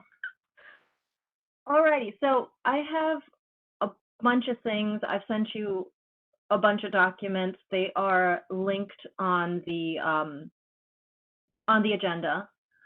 One is the open letter to the ASA on equity and Acme. So the last time we met, so today, the board ASA meeting was immediately before our meeting today, and it was the same last time. So I sort of gave you immediate reactions to what happened there, and then had the time to sort of reflect, respond, write them a letter, and also try to make some actual sort of impact on what was happening with Acme. So the letter to the ASA committee on equity has to do with the fact that, let's just talk about the Acme proposal. So the Acme proposal was presented last time at the ASA meeting. In a way that it wasn't actually presented, but the board members were told that they were being given professional development in preparation for appreciating the Acme proposal, which was scheduled to be on their agenda today. Now, it has since slowed down. When it got to CCIC, there was some concern about saddling board members with a policy that we didn't yet know how to fund, because no funding has been built into this policy yet, right? So there was some concern there. There was actual, I think I've mentioned before that when by the time things get to CCIC, there's almost no conversation. It just kind of goes through. It's a foregone conclusion. Well, that was not the case with Acme this time. There was a lot of conversation, and we are returning to it the next time. So, or they are returning to it. I, as always, am a guest. So, they will be returning to it again in April, and I see that David Levinson has sent out a really long document with a full sort of explanation of co-requisite models, so I think it will be a decent conversation. However, there are two really big issues with the Acme thing, and we have folks who can speak much better to the specifics of the thing, but just sort of high level, and I linked some of these to the agenda also. There are these two basic issues. The first is that there are some students, like all of this stuff on the co-requisite model is true, right? There are some students for whom the co-requisite model is recommended and it works well. And if you design those courses well, they do great. And most of the faculty who teach these courses agree with that. The thing is that there are a whole set of students for whom it is not recommended. The problem with the Acme policy is this: it doesn't actually recommend a co-requisite model. It recommends the elimination of developmental education and implements optional supports. So that's not necessarily, it's not co-requisite in the sense that it's not required, right? We've invested about $2 million in Achieving the Dream. Achieving the Dream folks will tell you if you don't require something, it doesn't count, students aren't going to do it. And that has been our experience also. I know, at Gateway talked about the fact that even classes that people really appreciate, when you have those same students have an optional, have optional sessions with the exact same professor that they love so much, it just doesn't happen, right? Achieving the Dream, for all our investment in it, recommends to us that that isn't the way to go. But yet, this is the way we're going. So the two issues with Acme: there are students for whom the co-requisite model is recommended, but this is not a co-requisite model. There's another issue. The other issue is there is still a set of students who require so much before they get to the college level that the co-requisite model isn't recommended for them. And they need more, right? And even for those students, our faculty have been arguing for preserving some of those developmental courses. the models that we've been shown of success, at none of them have they completely eliminated developmental education, but that is the proposal for us. So that means that even the students who shouldn't be in a co-requisite model are going into this model. The argument given for putting the students, all of the students, even the ones who shouldn't, who need the standalone developmental, according to all research, the argument given for putting them all in this new reform model has been that equity requires it, because you don't want to give one set of students one thing and the other set of students another thing. And that's just a conceptual confusion. The word equity is not just a fancy way of saying equality. They're conceptually distinct, right? Equality as an ideal means that you give everybody exactly the same thing, even if different people are going to be better placed to use it, right? So for some people it will work and for others it won't. Equity is a completely different approach, where what you attempt to do is actually figure out what people need and serve those needs, which will mean that what you offer people is different. So the argument there is just wrong and not clear on whether or not the folks on the ASA are aware of that. And the problem is that in a state like ours, where there is, we still have a segregated K through 12 education system, what we will see is that the effects of this, the negative effects, are going to be disproportionately borne by our poorer, Blacker, browner students. That's the way it's going to work. So it is this push that has been justified by equity is in fact doing exactly the opposite thing. So that was the reason for this letter, and I am hoping, yes, I mean the word, so Lois has put this in the chat, but like the word equity has been so misused, so co-opted, just kind of slapped on anything as a branding to push anything at all through. And the fact is, it is a useful concept. It is a specific sort of ideal. And everyone in the system has said that it is in fact their ideal. So if it is their ideal, this is not the way to achieve it, right? It will end up harming precisely the people that we're claiming to prioritize. That was the reason I wrote that. Willing to hear your feedback on it, just to make sure that we're all kind of on the same page about what that word means, because this is I think central to what we're doing here, especially because everything that we've been doing lately has been justified by equity, and we're not seeing the actual effects necessarily line up with the use of the word, and that in itself is a violation, right? So, you don't want to use the well-being of people as in this, to get something through and hurt them in the process. It's just awful. So I would like a little bit of your feedback on that. And then I'll talk about other issues beyond equity with Acme.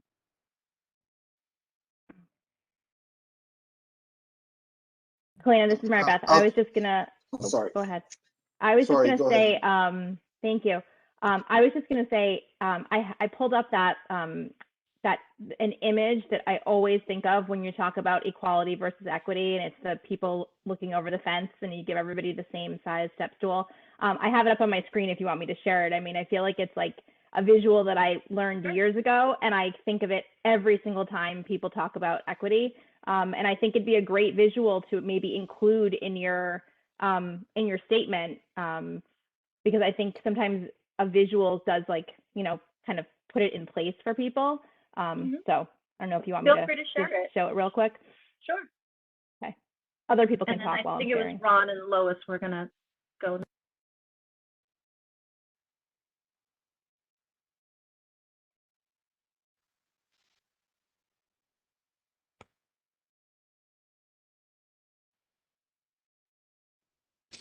That pretty much says it.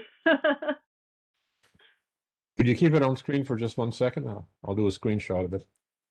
Okay.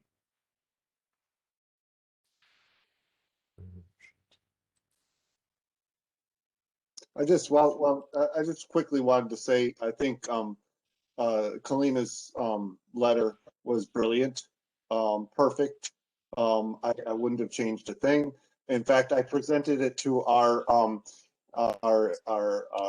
inclusion, diversity, Equity and Academic Leadership Committee yesterday, and they endorsed it unanimously. So essentially our diversity committee is completely behind that letter. It was just very, very well done. And thank you, Kalina. Thanks, and thanks for presenting it there. Lois? This is Barbara. Could I say something? Sure, and Lois had her hand up, and then Barbara? No, let Barbara Sure, go. after that, sure. Okay, go ahead, Barbara. Oh, I think it's a great analysis, and it's a great way of putting it.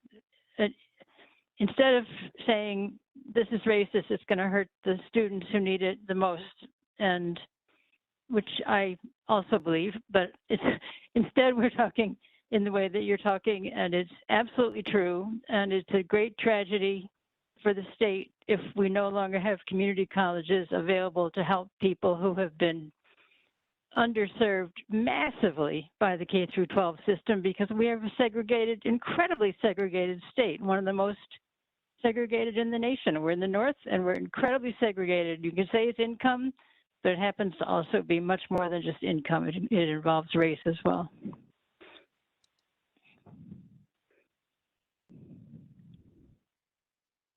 Thanks. Go ahead, Lois. Yeah, okay, sorry, I'm trying to do three things at once here. I'm just going to use as an example something that's going on at my college right now. We have a couple of interdisciplinary courses that have been around a long time, and they both have English 102 prereqs to them. And we're in the process of moving them into a cross-listing, so they get cross-listed from as interdisciplinary courses and as discipline courses as well. So that these two particular courses would be cross-listed as sociology courses.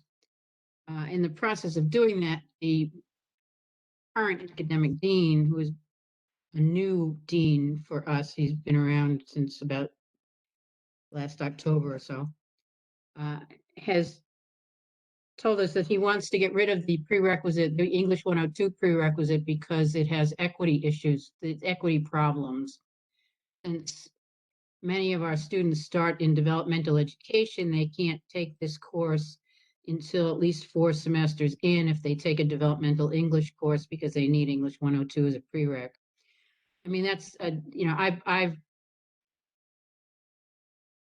pushed him and questioned him on this about how is this an equity issue? And he just goes off on different tangents. But that's my example of how equity has become a hollow trope in our system for them to do whatever they want to do. There's absolutely nothing behind the fact that an English 102 prerequisite to a course actually harms students, when we have found that they need English 102 in order to do well in that course. So that's just an example of what's going on.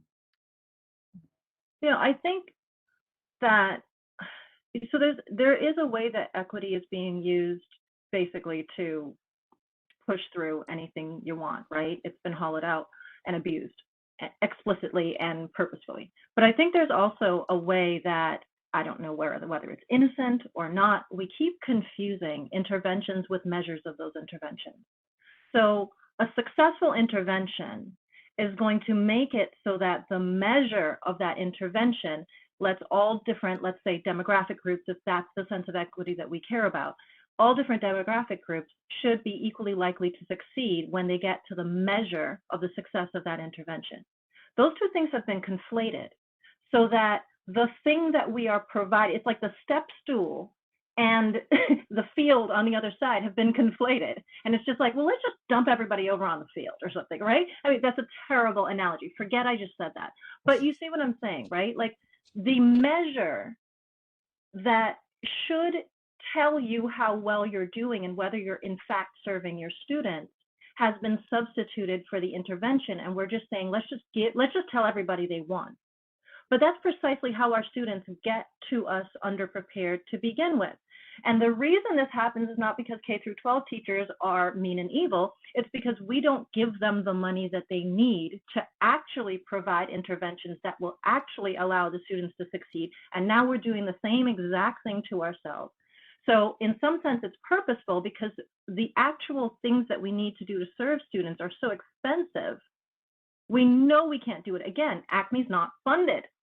And how are we expecting to fund it? In the same way that we just reviewed with Ben Barnes, hoping that students are going to be so successful, they'll fund it themselves by just attempting one more course.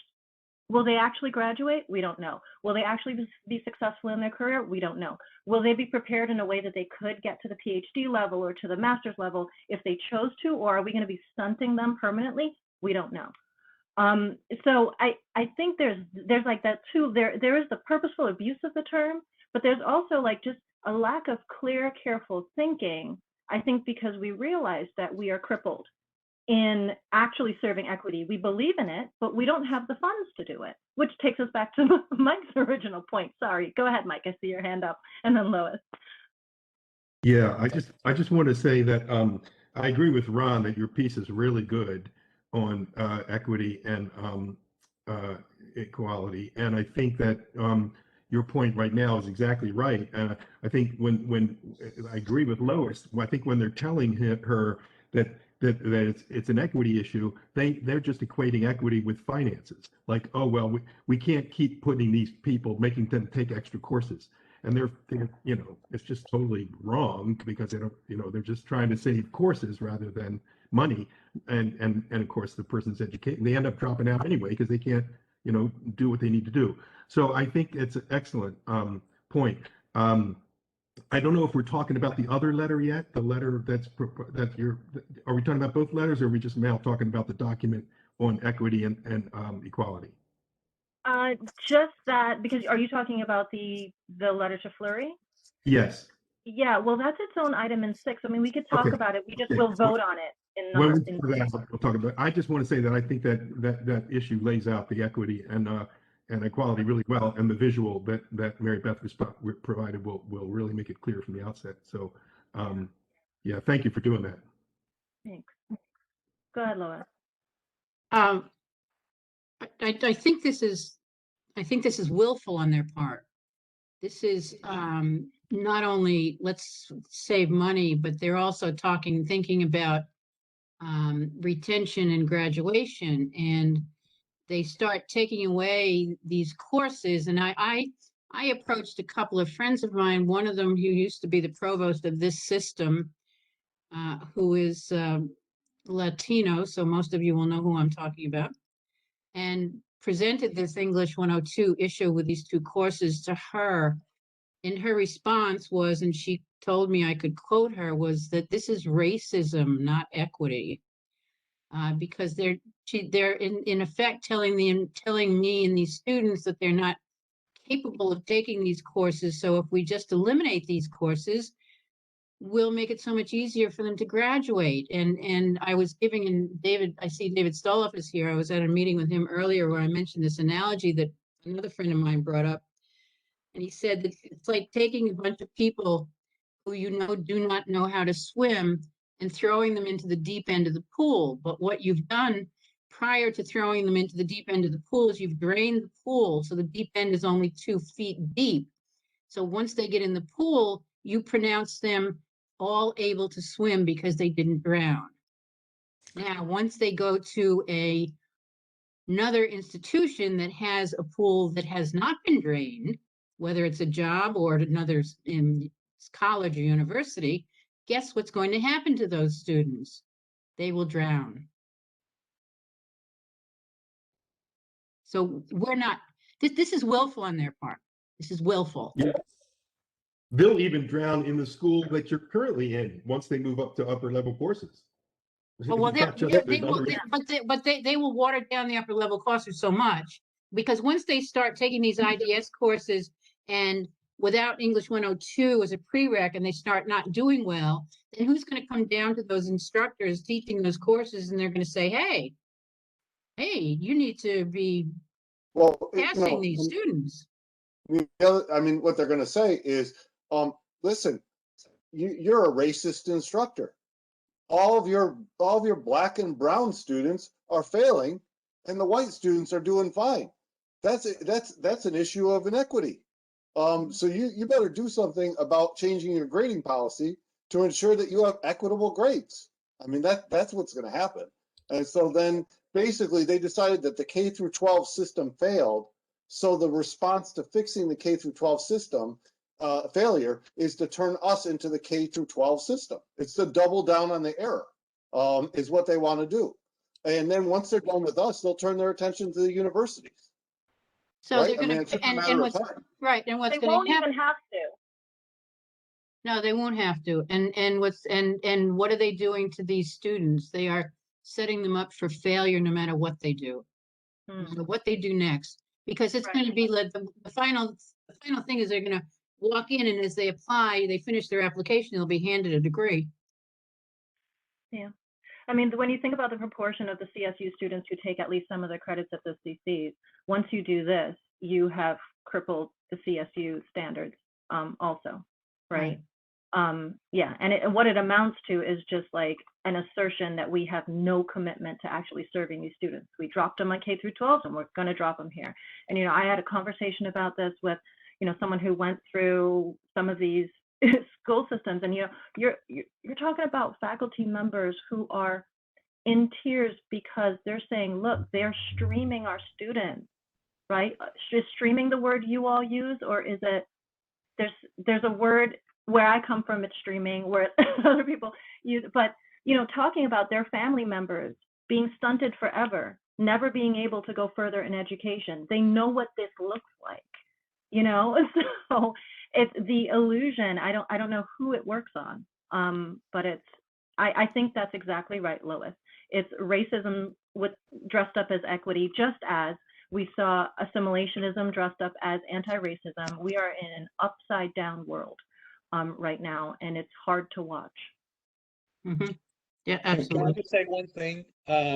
Just purely as a personal anecdote, I was sitting out on my back porch with my wife watching this with my phone, and she's a retired neonatal intensive care nurse. She's not an academic, and she was listening to this conversation, and she walked away shaking her head, and she said, "That is outrageous. That's ridiculous that they're going to get rid of these courses for these students." So, even lay people understand it, but not those people at the BOR. All right. So I'm going to try to get through this very quickly because we need to get to the action items, and we're still in the, the filling in stuff. So, okay, I'm glad that we're all kind of on the same page with equity, because it does make you feel crazy sometimes.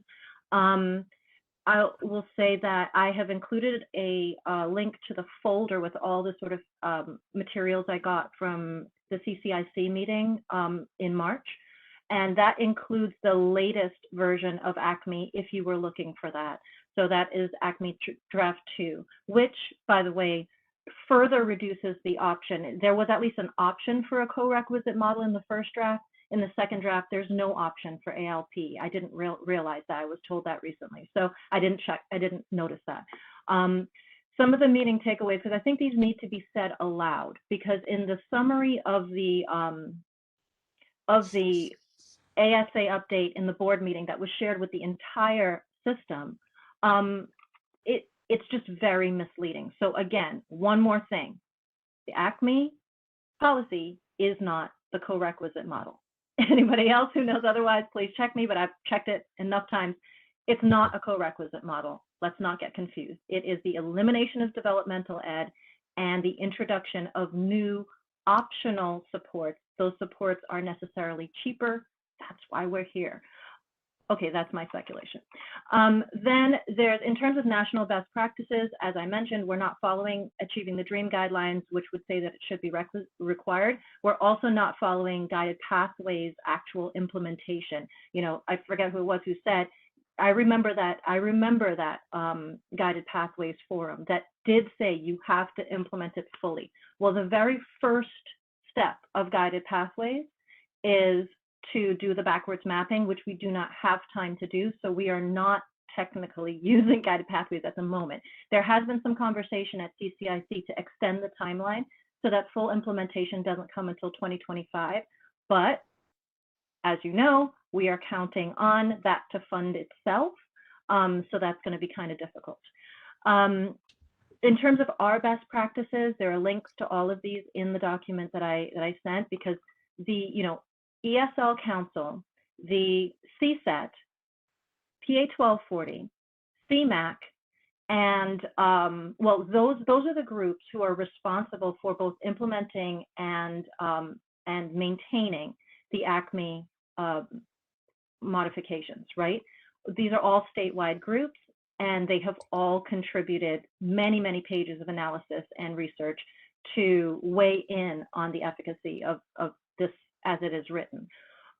So there's an ESL Council's white paper that you can look at, where they compare our internal data, because for some reason we're looking at national trends, but we really haven't looked at what's going on in our own system. And I think many people have noted we haven't even looked at what's going on at the universities. Mary Beth spelled out very clearly when we met with Regents the sort of combination of the unintended consequences when you combine this with PACT, because we're incentivizing students to take a full-time load, but we are going to be, for students who need the supports, we're going to be packing in sort of silent credits that might put people at close to 20 credits in a semester, their first semester, if they need developmental education. That's a recipe for absolute disaster. But if they don't take that on, then they exempt themselves from PACT forever. So we could be setting students up really badly there. We would need to do something about that. And yeah, the rest you can look at. I mean, it simply asserts that the four-year institutions will take it on, but no such agreement exists. Like, the four-year institutions have not said that they will take these courses, that they'll be fully transferable without prerequisites. And I think just the very fact that we had a meeting with Rich Balducci and Merle Harris, who were very receptive, took notes, paid attention, asked questions, it was wonderful.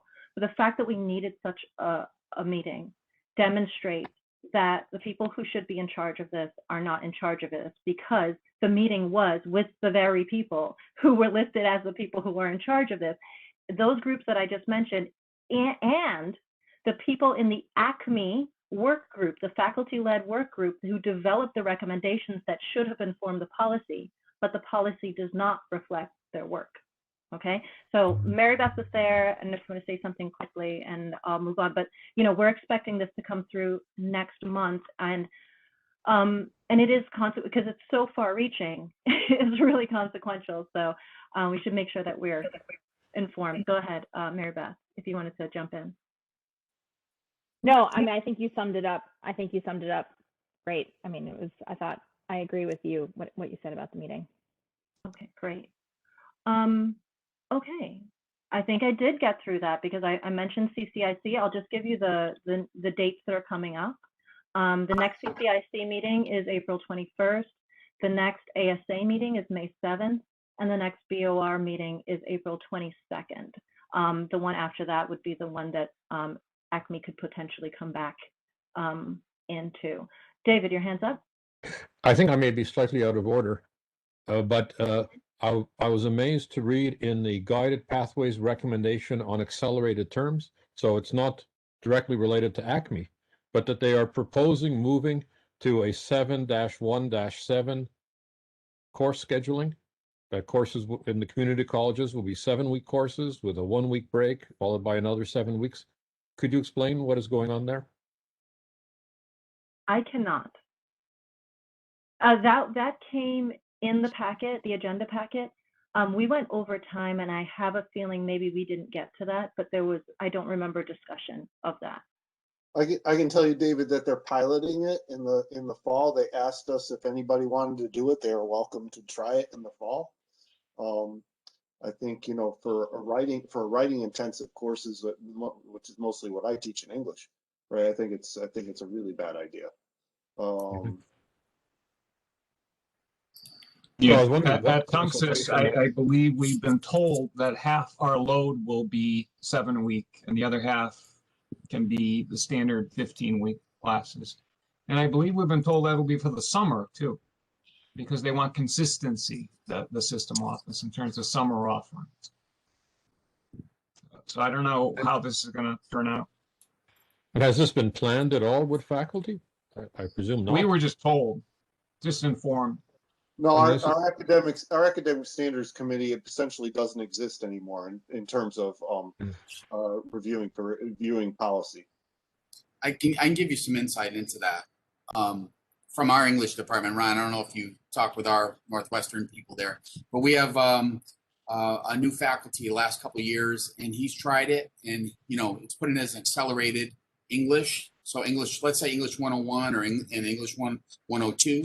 But the thought process is, hey, if they don't pass the first one, do you have a backup plan for the second one? Because it's a prereq from English 101 to 102, and it's been pretty successful for our English people. I don't know if you had it at your campus in Noyatuk Valley, but I was gonna try to implement it for criminal justice, and I kind of voted against it because I don't have a backup plan. If they don't get past one and they don't have another, I don't have another option to go for, and then it might be a failure. But I think it's kind of encouraged if it fits your model, is what's happening in our campus. Well, I mean, writing is recursive. It requires revision upon revision upon revision. Each major writing assignment, for that reason, is about 3 weeks long. So, I mean, if you're going to have them do more than 2 writing assignments, you wouldn't be able to have them do more than 2 writing assignments, given the amount of revision that's required in the drafting. And so, therefore, the course is going to have half the content in it than a regular course. And I guess it would work if you teach them only half the stuff. But there's a lot to learn in terms of improving someone's writing. Lois and David, is your hand up again? No. Okay, Lois. So let me have this sink in a little bit. We're not only getting rid of developmental education courses, but we are implementing 7-week courses. So everybody can fail together nicely, or we just pass everybody because that's what we're being told to do. And I'm assuming this is covering science lab courses and math courses as well. Wow, there's what a definition of equity that is. So I promise to get clarification, because when you put it that way, that is terrifying. I mean, we have our math faculty saying that we sometimes have students coming in at a 5th grade level and they have to get them to a 12th grade level in 15 weeks. So 7 weeks, I don't think so. Maybe, I hope that there's a good explanation.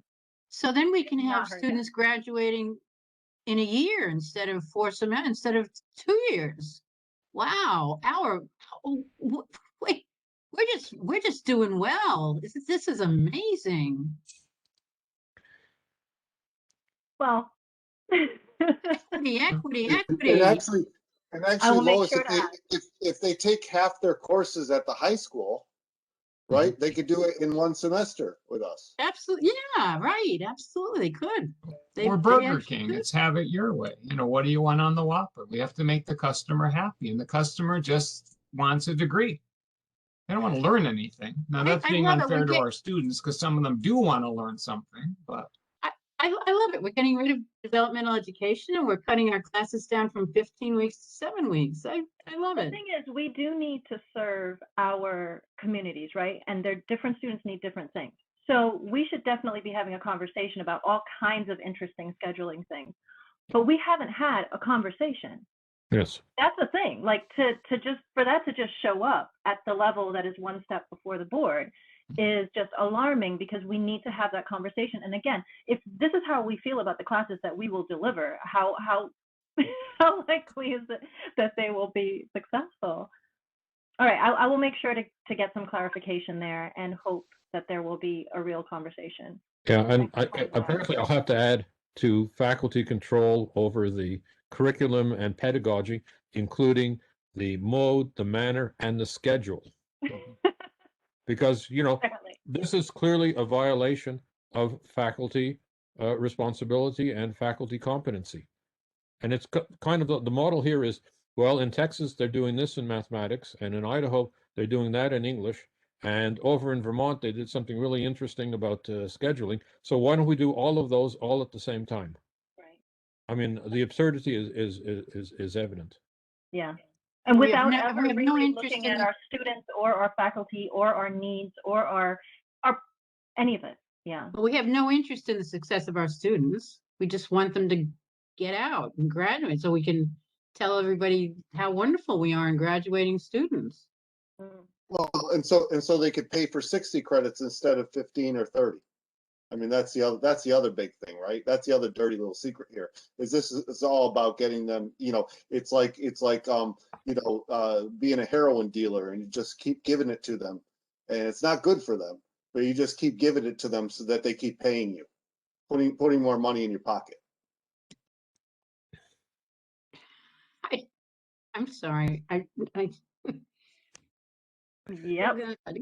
Let me recommend Father Sarducci's 5-Minute University, which is I've shown that to students, and all of us remember that.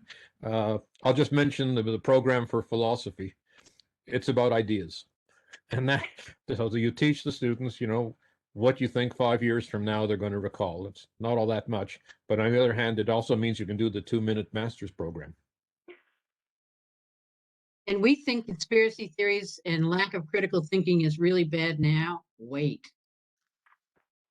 Okay, I'm dredging myself out of my depression very quickly to wrap this up. I will say, please take a look at the video from today's ASA. I'll fully report on it next time. But there was a sort of extended conversation about what to do about reports on low enrollment programs, and it was thoughtful. They're trying to figure out how to deal with it and how to regard them in the future. And there was mention of a sort of conversation about it over the next 2 weeks so that we could return to it at the next meeting. So if anything stands out to you, if you're dealing with something like this, a low enrollment program or something like that, take a look at that bit. I'll send it to you with the timestamp when the video is out, and let me know, because being on the committee, I can actually jump into that conversation and weigh in before the next agenda. So yes, let me know. So that's it for sort of ASA, CCIC, and Acme curriculum stuff. I will mention, just in terms of legislature, Mike, you were talking about funding the colleges at the beginning of all of this, and the Recovery for All bills are still out there. And in fact, I will share with you a link to support them if you'd like to do that. They are HB 6187 and SB 821, and they have to do with its taxation of it's like ultra millionaires and billionaires to raise funding for the kinds of services that we need to get ourselves back from this economic downturn. And then we continue to be focused, I think, or at least I am, on HB 6403 and HB 6402 with the modifications that we voted on. They did not come out of committee with those modifications, but can be raised as an amendment when they get to the House. So if you're in support of that, you can keep advocating for that. And I will share some of that language with you also, so that you have it on hand if that's necessary. Why did I feel like there was something else legislature-wise? I've asked the SAC to tell me what they were tracking. I think most of the things that they have been tracking are not contentious. They're likely to be just fine. But I will share, what they're looking at in the legislature with you all also, so that we can kind of support them. So that is it for me. That's it for you too, David? Oh, yes. Okay. So let's get to some action items. So number 4 is COVID relief funding. So we can return to the conversation we were having about the funds with Ben Barnes. And I'll kick it to you, Ron. Can you share your screen necessary?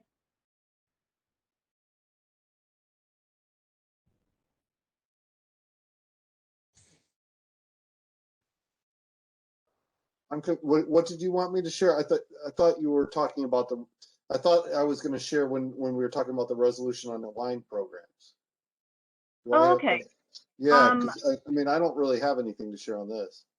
Okay, Except go ahead except to then. say, I mean, you know, I think Ben Barnes already shared his updated table, and you know, the information I had was he had sent email. Naugatuck Valley Community College is very, very highly represented on these committees that he was talking about when he presented to us on these how to spend the money committees. And I don't know how that happened because there was no request college-wide for people to serve on these committees. I suspect that the CEO reached out to people that she figured wouldn't say no. I don't know. I really don't know.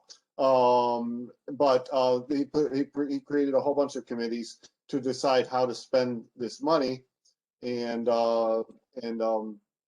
you know, my question to that was, you know, well, you heard the questions that I asked him, but you know, I don't understand why the community colleges who have been allocated this money by the feds are not capable of deciding how to spend their money, and why we need a system-wide committee to decide that for us when the universities seem to be perfectly capable of doing that, of doing it on their own.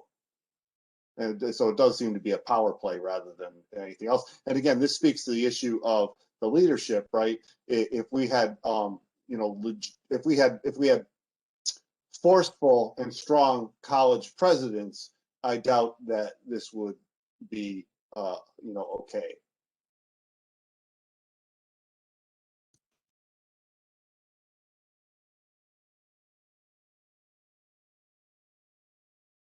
And also, if you look at the amount of money set aside to take care of existing and anticipated future shortfalls, yeah, unless I'm missing something or unless the estimates are way off, which is possible, certainly, the system's going to be in pretty good fiscal shape for the next 2 or 3 years. We don't have a revenue crisis thanks to this manna from heaven. So, I mean, in theory, that argument goes away in the short term, at least. We're not facing a cliff here at all. That problem's been solved, at least it looks like, through FY23. I also have a question about the legality of all this. I know Ben Barnes said something about the fact that the BOR, because of state regulation, has the ability to distribute these funds or something. But on a federal level, I question, because these funds were allocated based on OPEID numbers to individual colleges and universities.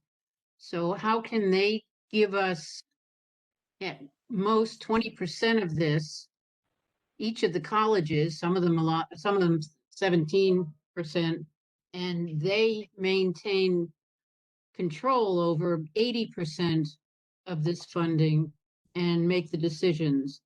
I just don't, I have to, and until we can verify that, I would have to believe that there's some kind of legal issues there, because they were allocated to us.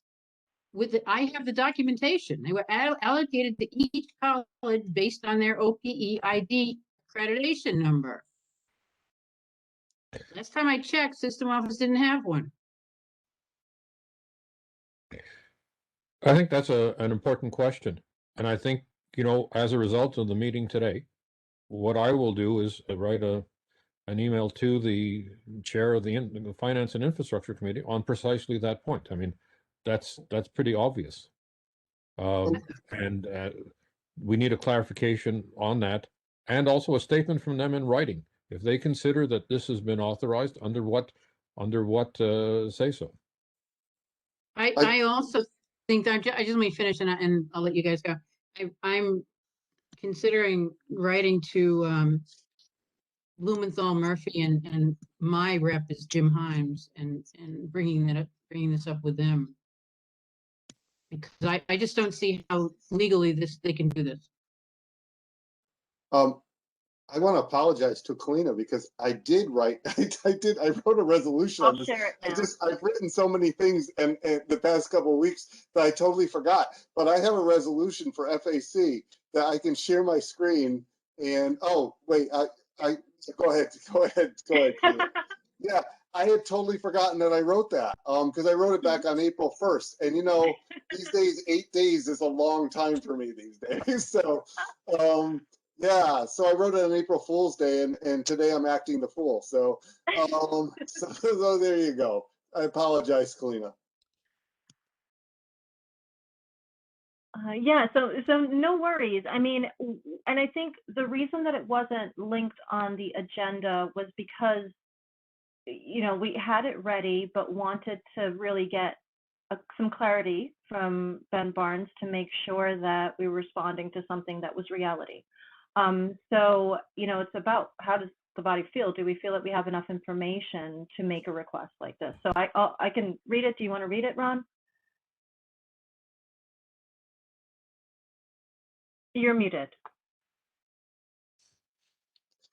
Yeah, resolution regarding HERF grant funds appropriation, April 9th, that's today. Whereas the United States federal government is granting funds to independently accredited institutions of higher education to defray costs associated with COVID-19.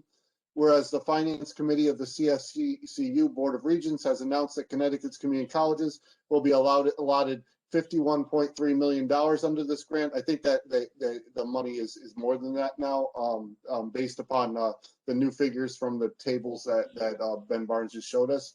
Whereas these funds are allotted to the Connecticut Community Colleges and not the CSCU System Office or the board.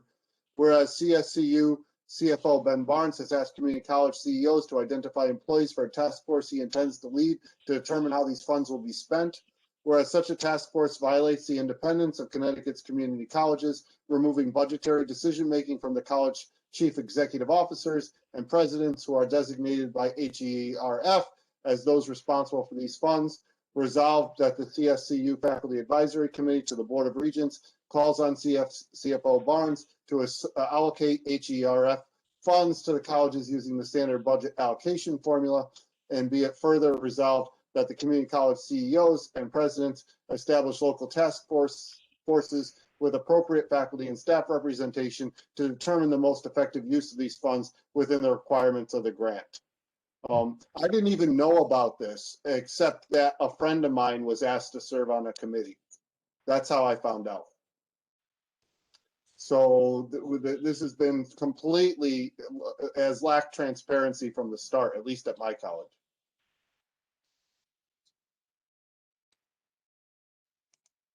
So I can't. Okay, so I think there's David and Lois have a hand.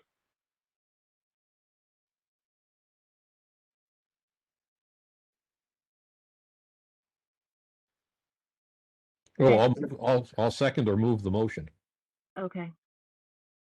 So you want to make a motion? The motion is moved, I'll second. Okay. I do have a question about using standard budget allocation formulas because I'm still going back to what I said earlier. There was a specific amount of money that was allocated to each college and university based on their OPEID number. And my feeling is that's our money until we find out otherwise. So letting them use a standard budget allocation is insinuating that they can take some of this money and do whatever they want. Okay. Yeah, I agree. I think we need to change that, and we need to change the figure to $122 million is what he had on there.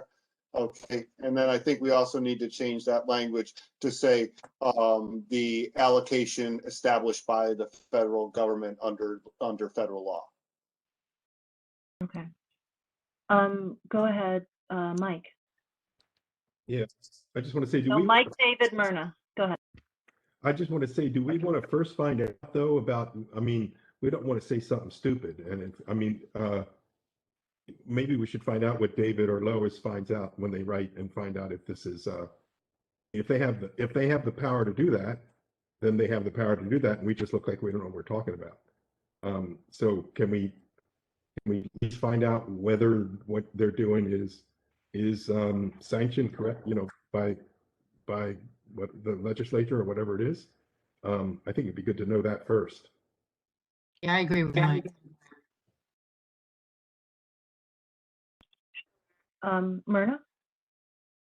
Or David, I forget which one I said. I just can't lower my hand, so. Okay, I'll lower it for you. Go ahead, Myrna. Please. Thanks. I'm on mute. Okay, here we go. Can you hear me? Kim? Yes. Okay. Yes. I just wonder if FAC is going to vote on this document. Should it solely reflect community colleges versus the system? And just because we're just community colleges, that's just my question, because it, throughout the resolution, it says the community colleges and the CEOs. You do mention presidents, which we still have at the CSU system, so I just want to be clear. Well, And I agree with everything Mike said in terms of researching some of the accuracies. yeah, and I agree with you. We still have a couple of presidents, I think. But I think the issue is that the universities are getting their allocation as the federal government has defined it. It's only the community colleges that are not getting that allocation. Okay, thank you. In other words, we're not being treated equitably. No, absolutely not. And have you been? You haven't been for a while. And then my last comment, as I'm going through this, because my civil rights kind of hat goes on. We talk about violation of a lot of regulations. I'm wondering why, and I guess defer this to someone like Paul, who has the legalese background. Why couldn't we protest as a group? Why couldn't we protest? I mean, I see that the nurses are protesting for long-term care because they were at the Capitol, right, the other day, because they're not getting paid equitably.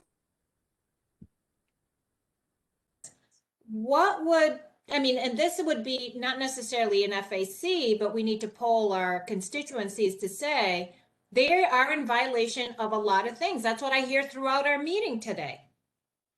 Is that legal? Is that right? I mean, and if it isn't, why not make the larger communities that we serve aware that policies are being made without referencing the legal aspects of how universities and colleges have been run? And then the last point I wanted to make, since I have the floor, we're making all these decisions as a brown Latinx female first generation graduate of universities. I take offense because I utilize the community colleges for my family because of the resources I know that they're going to have as they go through the system. It's just an insult. It's depressing, as Kalina said. I don't know how to get out of this depression. But I think it's important to hear from our students, those of us who have utilized the students, our family members. What do they think about this? If they're going to refer their children to community colleges to get a beginning, and that they're going to take away developmental, and they're going to reduce the semesters. Why aren't students or the Student Association, poll your students to find out? These are policies that impact them directly. Thank you.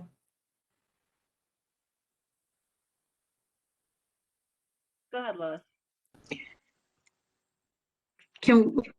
I think we should tell Myrna about the videos that we have of students. We've been asking students, and I just sent this out to my colleagues the other day, and I know Lauren Doninger from Gateway had started this. We've got been asking students who had gone through developmental education and have gone beyond that, have many of them completed their bachelor's degrees and master's degrees and so forth, to just give us a couple of minute video to talk about how the developmental education courses they went through helped them to be able to complete their education as they went through it. And we've got some really compelling videos. We've got 11 or 12 right now, I guess. And so we have been working on something like that, Myrna? Yeah. And Myrna, clearly I resonate with what you're saying. You know, same feeling. And, you know, Lauren and I were talking about this, and I might have mentioned this at this meeting before, but I realized that my cousin, right, made use of our community colleges. She was at Tungus, and ended up with a PhD in her biggest struggle was math. And she had to, I remember going through developmental math. She was not particularly happy about having to spend all that time. But she's now doing, you know, genetic engineering. She has a PhD in that from Cornell, right? Very math based. And because she got the foundation that she needed. And, you know, come to think of it, you know, things lodge in your head. I don't think her experience at Tungus was unrelated to my decision to start teaching part-time in the community colleges, because there was such gratitude from her, right? She thought she was stunted for life, and this became accessible to her. And that's the kind of education that we actually provide to students, so that they can go as far as they want. We're trying to offer them something cheaper where they might be able to graduate and maybe get a job, but what job, right? And what options are actually open to them. So I feel you completely, Myrna, because my family has benefited from the system also. And I find what I do here to be meaningful because I see it as part of giving back to that. I don't often mention it, but my son is also in the system, right? So yeah, absolutely. And I do feel it I feel the sting of it, because it is my own family members that I see who are being shortchanged along with so many others. So Maybe we should share that link, Lena, with the FAC as a whole. yeah, I don't think it's complete. I think the way that Lauren set it up, it's not like shareable at the moment, but it will be completed on the 11th, and then it'll be accessible.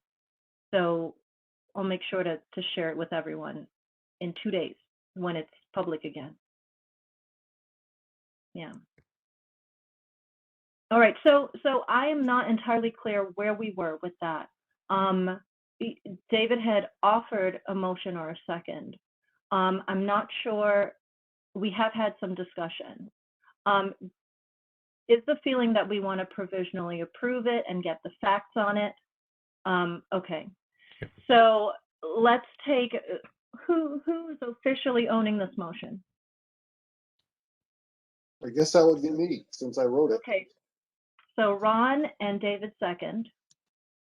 And then the proposal would be to approve it with a correction of the number to reflect what Ben Barnes shared with us today.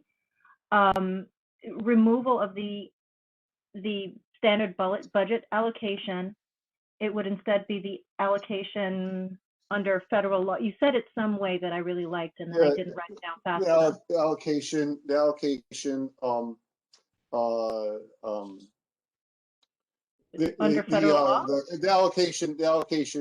listed under federal law. Okay. Okay. And Myrna, I wasn't clear on whether you wanted it to be more general so that it applied to both colleges and universities, even if universities aren't experiencing it, it sort of expresses a more general value, or do you think that it's fine as is? No, I think it's fine as in, and I think Ron clarified that for me. So yes, in fact, I do know about the funds, and we have been made aware of it at our institutions, or the CSUs, at least at Central. I don't know about the other three. But okay, yeah, and Lois, is this another modification of it? No, it's a question as to where this is going to go right now, because I do agree with Mike that I think we need to clarify the facts behind the funding distribution before we send this anywhere or do anything with it. Right. I think we need to check. I mean, you know, Ben Barnes said that the BOR had the authority to do this. I would like, you know, I think we need to check to see if that's true or that's accurate or not. He specifically stated that this BOR had under state law had the authority. I don't know whether that goes as far as federal federal allocations of funding. That would be the question.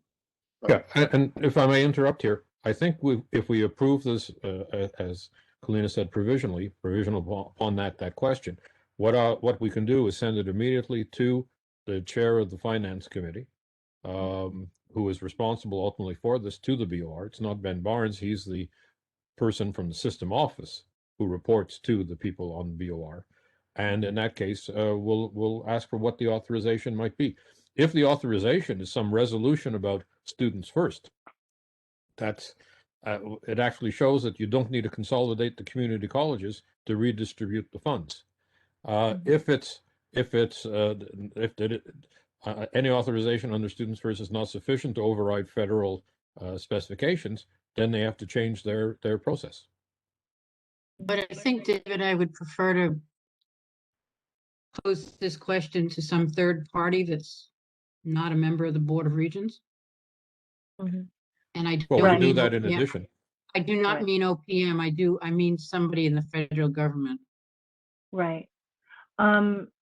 Yeah. So let's do that. Rosa DeLauro.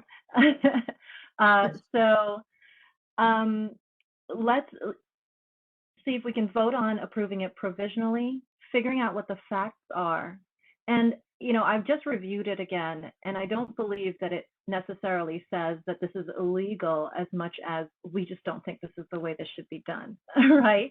I mean, at Gateway, you know, as of April 5th, I think we might have gotten one back, one person, but we have what, over 7,000 students, and we had no counselors, right?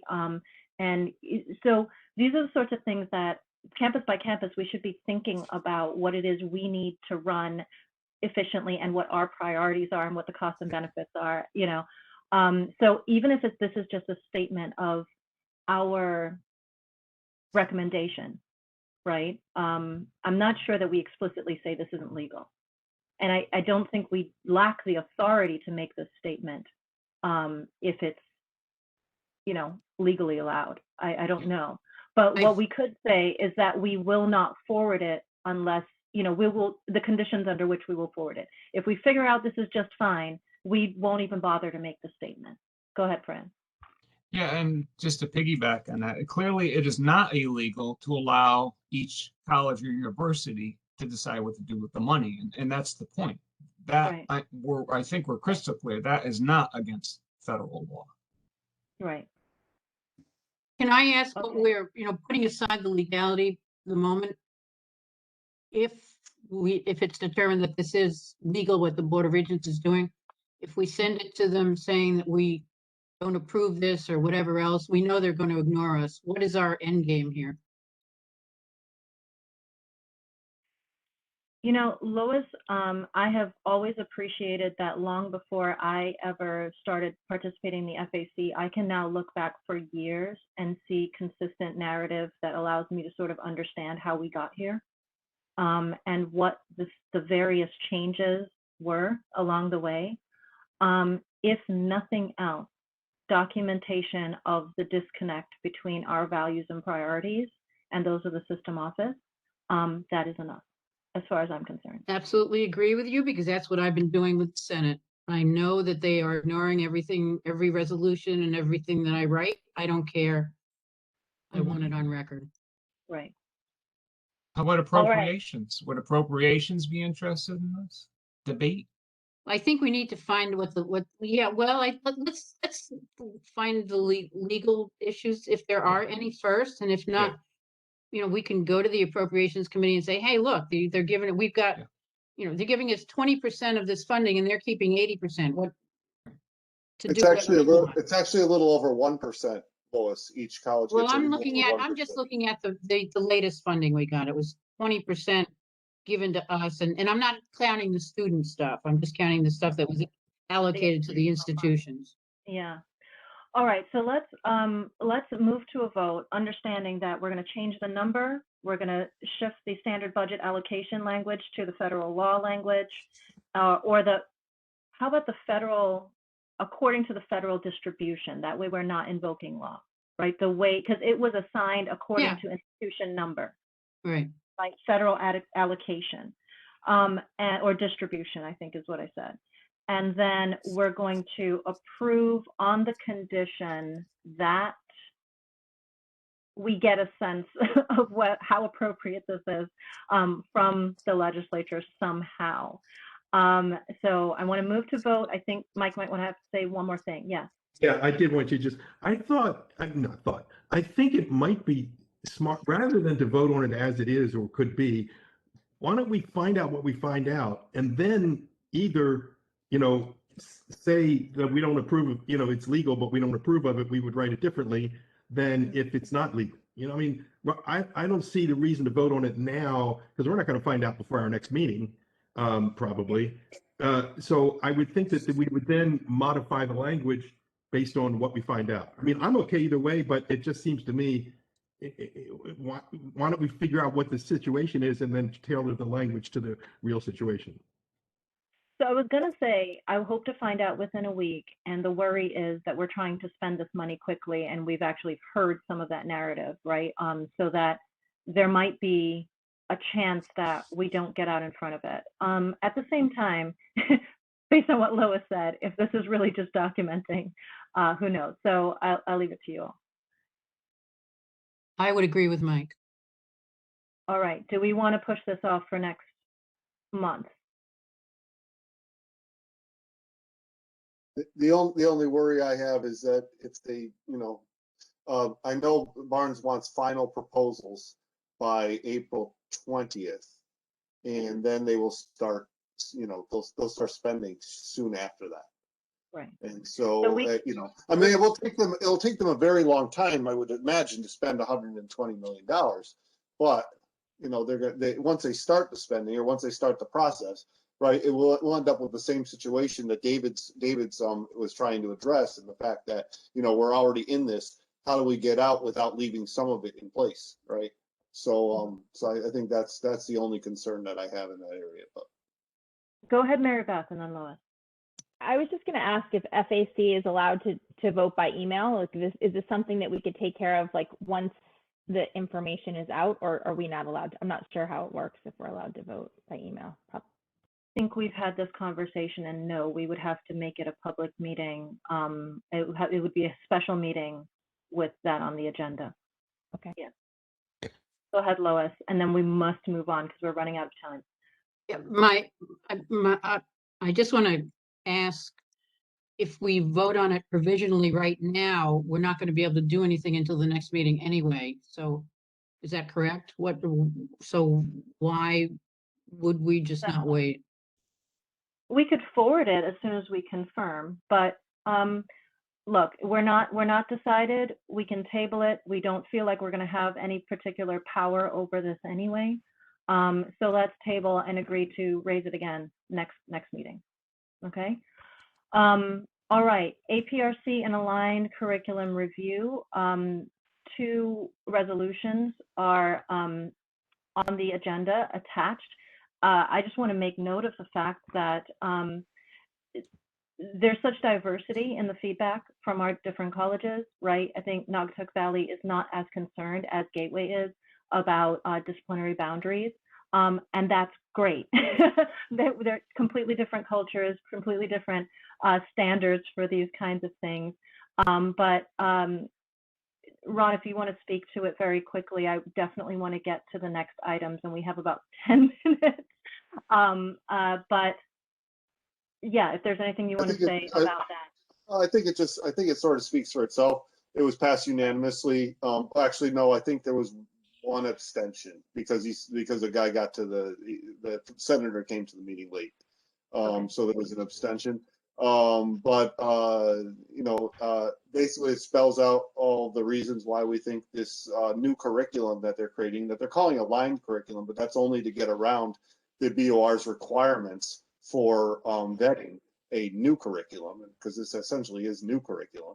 And so we laid out our reasons. We have a new resolution that we're going to be voting on Tuesday, this coming Tuesday, for the next batch of programs that they have put out.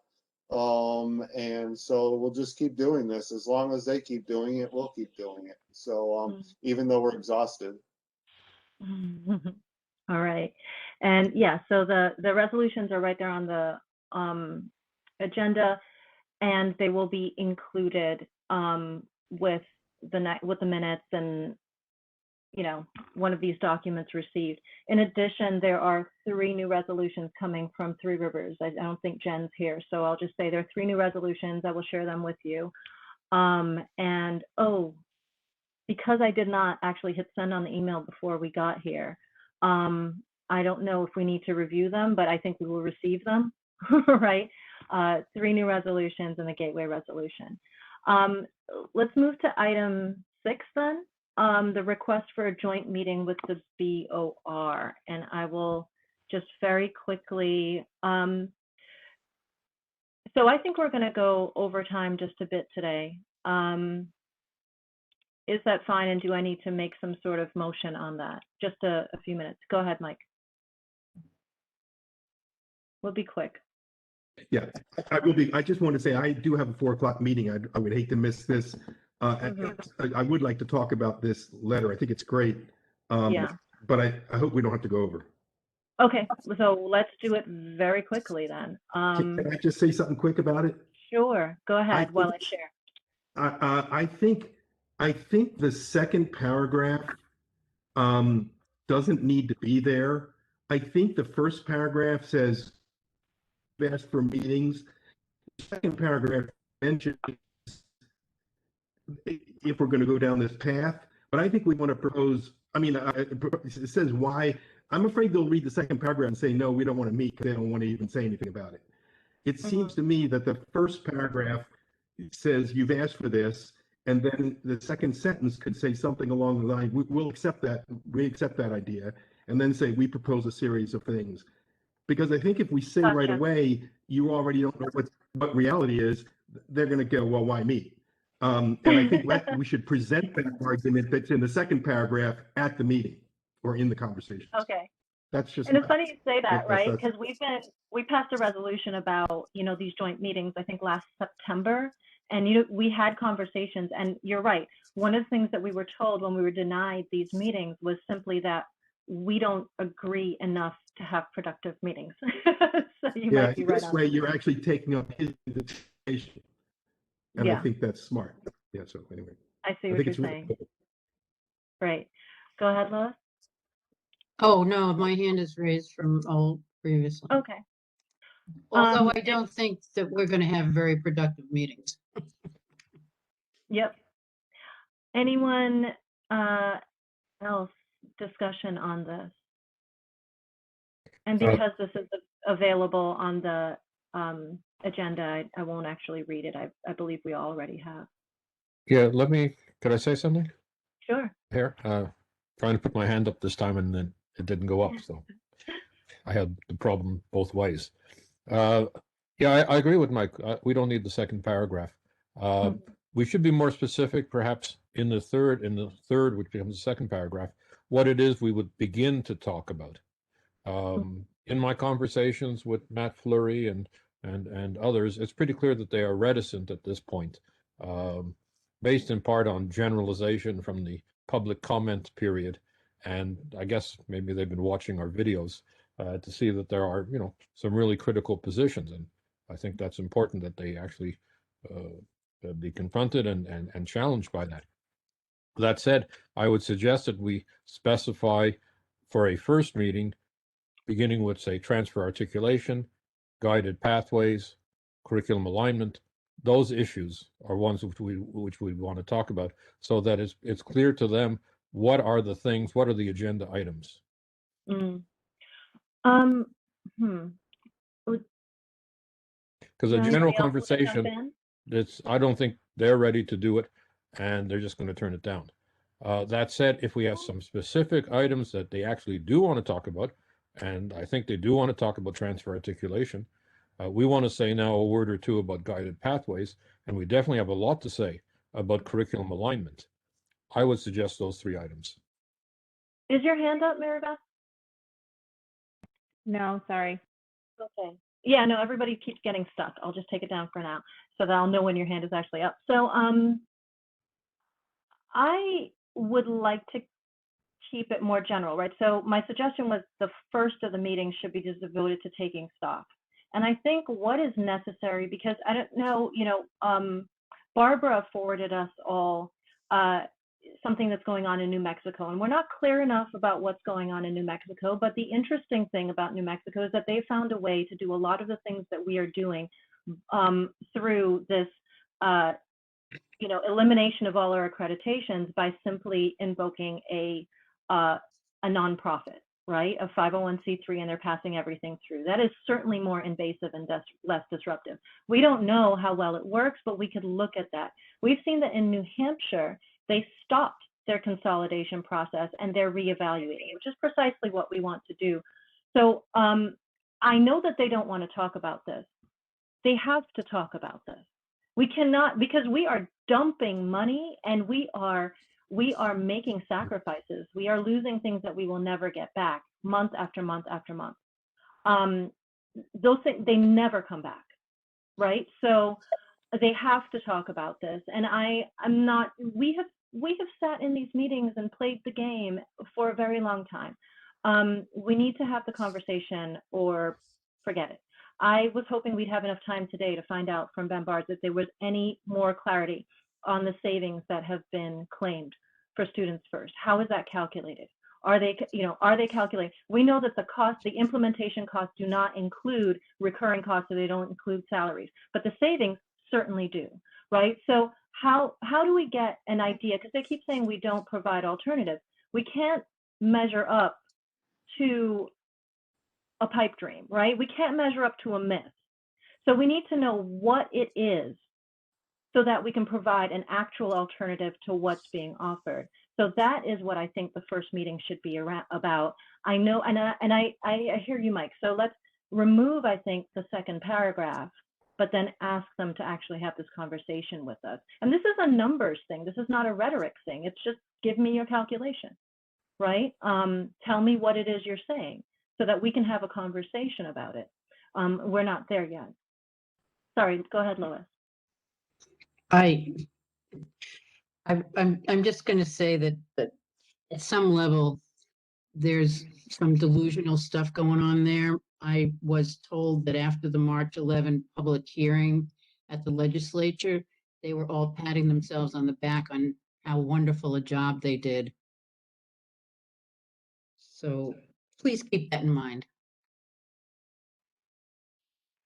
Well, I mean, I feel like that can't be possible, but whatever. We will do our best. It was secondhand. I was told by somebody it was secondhand. That's all.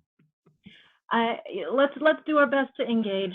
As exhausting as it is, I mean, if you think about the volume of documents that have been prepared, well thought out, well researched documents that have been presented over the past few months, it's amazing. And we have not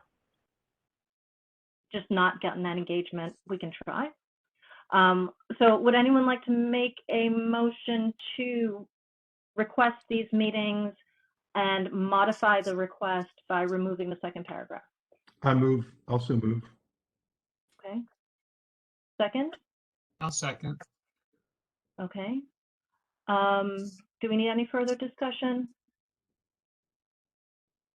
All right, all in favor? Aye. Aye. Aye. Aye. Aye, aye, aye, aye. Any opposed? Any abstentions? All right. Great. I really hope we get those meetings. Faculty staff return to campus. Oh no, that comes up now. I'm leaving it open. Any comments or concerns or updates?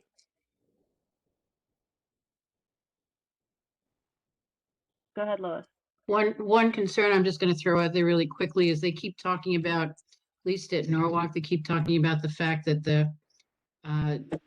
they're now referencing the fact that if we go back to any on-ground classes in the fall, we'll have 3 feet of social distancing rather than 6 feet. And I brought up the fact that as far as I was as far as I was aware, and I looked at the CDC site, the CDC is still saying 6 feet. 3 feet is only for elementary school and middle school or high school in areas that don't have high exposure, they're low exposure. Norwalk, or I'm in Fairfield County. We have very high exposure. We've always had very high exposure. So the fact that they're talking about this 3 feet thing, so somebody came back and said, well, this is a Connecticut public health guideline of some sort. And that really concerns me a lot. Why Connecticut Public Health is not following CDC regulations bothers me. And why nobody in our system is questioning Connecticut Public Health on why they've come up with this 3 feet thing, if they have, and ask for an explanation, is also very concerning. But of course, we did see Deirdre Gifford, is that her name? The acting Connecticut Public Health, whatever the heck she is, at one of the Board of Regents meetings, acting like a total lunatic. Telling us that testing wasn't a really good thing because it would make people not wear masks. And this was last May or April or something.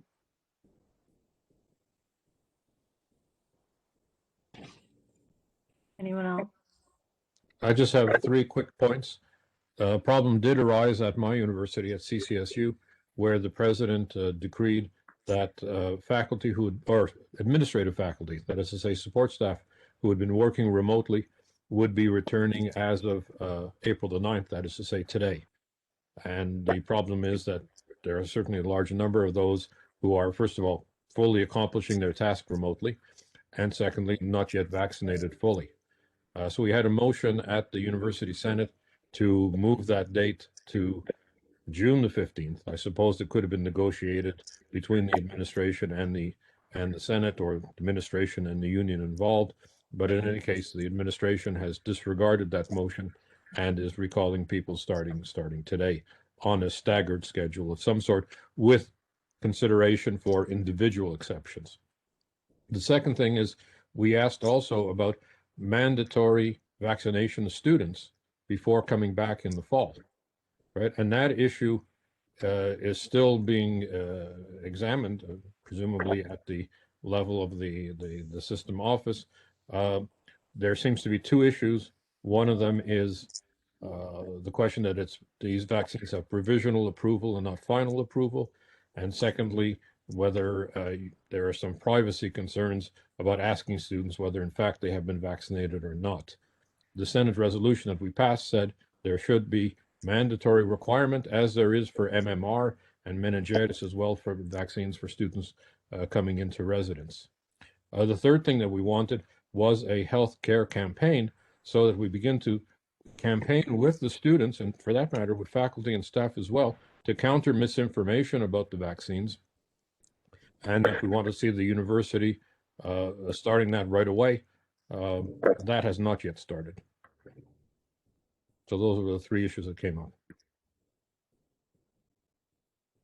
I did contact Alice Pritchard about these issues, not about the return date for the university. That's a local issue, and it may vary from university to university or at the community colleges. But she did indicate to me that they are considering having closed vaccinations for students, a closed clinic, I think they call it, rather than a community clinic. So a closed clinic would only be available to students, but that it would have to be done before the end of the first week of May, because at that point, however few students there are on campus will have left. And obviously there would have to be an invitation for students who are not in residence in campus or taking on-ground classes to come in. So that's the 4th issue, so the so-called closed clinic. Myrna? Yes, I just wanted to add from the SWOF perspective, I just wanted everyone to know that the SWOF leadership did file a grievance about the repopulating the campus, and it went all the way to the board office and it was rejected. And really didn't really get any resolution. So that's why our campus is moving forward with the repopulation plan. But it was done system-wide. And each of the campuses that I represent, Southern, Western, and Eastern, are repopulating at different dates. And that was something that was brought up at Central's meeting, is that our sister schools, you know, for some reason are being more mindful of their staff and repopulation. But I will also say, as a SWOLF member, many of us have been working on campus since July 1st of last year. And our schedules have been increased with a staggered kind of schedule.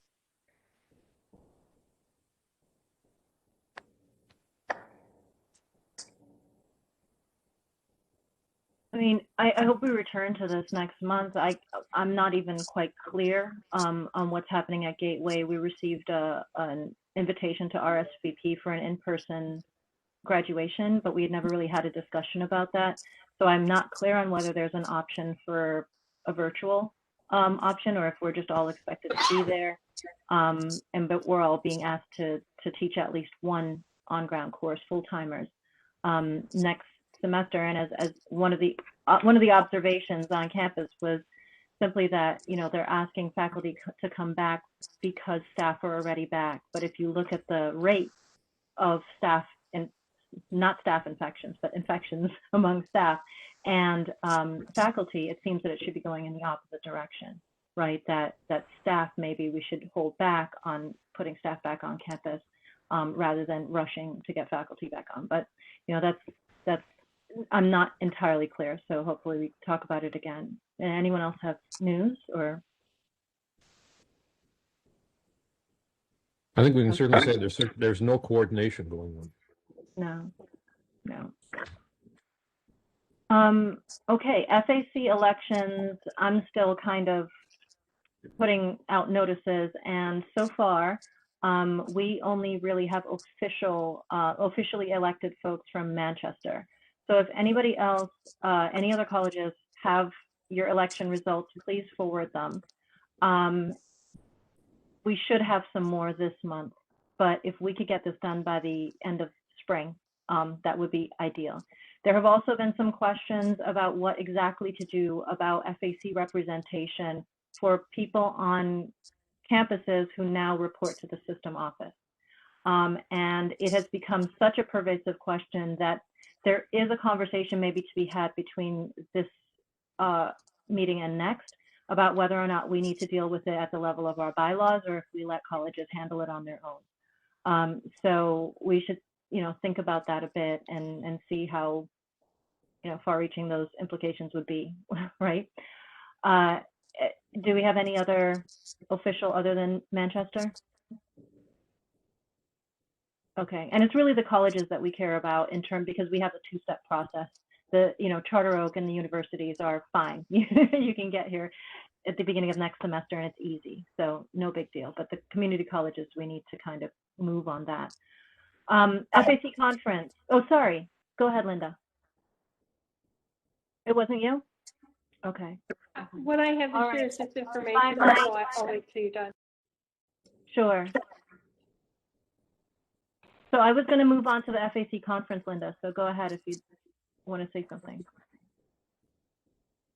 Oh, I just wanted to share a bit of news about actually of our members, who actually she's not here today, but you probably saw the news reports about the Vice President's visit to Connecticut, and you may not have noticed, but when she visited the West Haven Child Development Center, that's actually the center that Patrice has developed and is the director of. So Patrice was very instrumental in that. So I just wanted to share that. She's not here to share herself, but I just thought it'd be great to know, because she didn't make any of the pictures, of course. That's great, thanks. Mary Beth, do you want to talk about the conference? Yeah, I can just talk briefly. So I'm putting in the chat the link to the FAC website that has the conference flyer that we posted. It has the bios for the panelists. So the conference is, as you know, next Friday. It's from 10 to 2. There's a break for lunch. There's 2 panels. And the panel in the morning is like outside speakers that we have coming in to give us sort of some background information about what's happening other places and sort of a historical perspective. And then the second panel that's after lunch is Connecticut specific folks talking about what's taking place in Connecticut. So that is taking place next week, and that's where we're at. Yep. Hope you're all there. I just want to, if I may, I know that we talked about numbers. If you have not registered, can you please do so? The link is right there, and encourage your colleagues to register for the event. Right. Okay, so documents received, I'm going to list them as the Naugatuck Valley Resolution, the Gateway Resolution, and the 3 documents from 3 Rivers. I'll make sure that's shared and then uploaded to the site. Okay. Old and new business, anything we want to?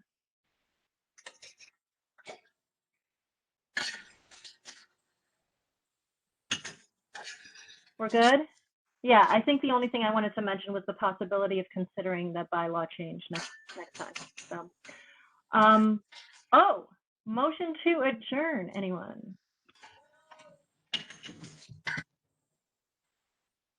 David? All I'll right. second. Second. If you need a second. All in favor? Aye. Bye. Have a nice weekend. You too. I'll stop the recording now.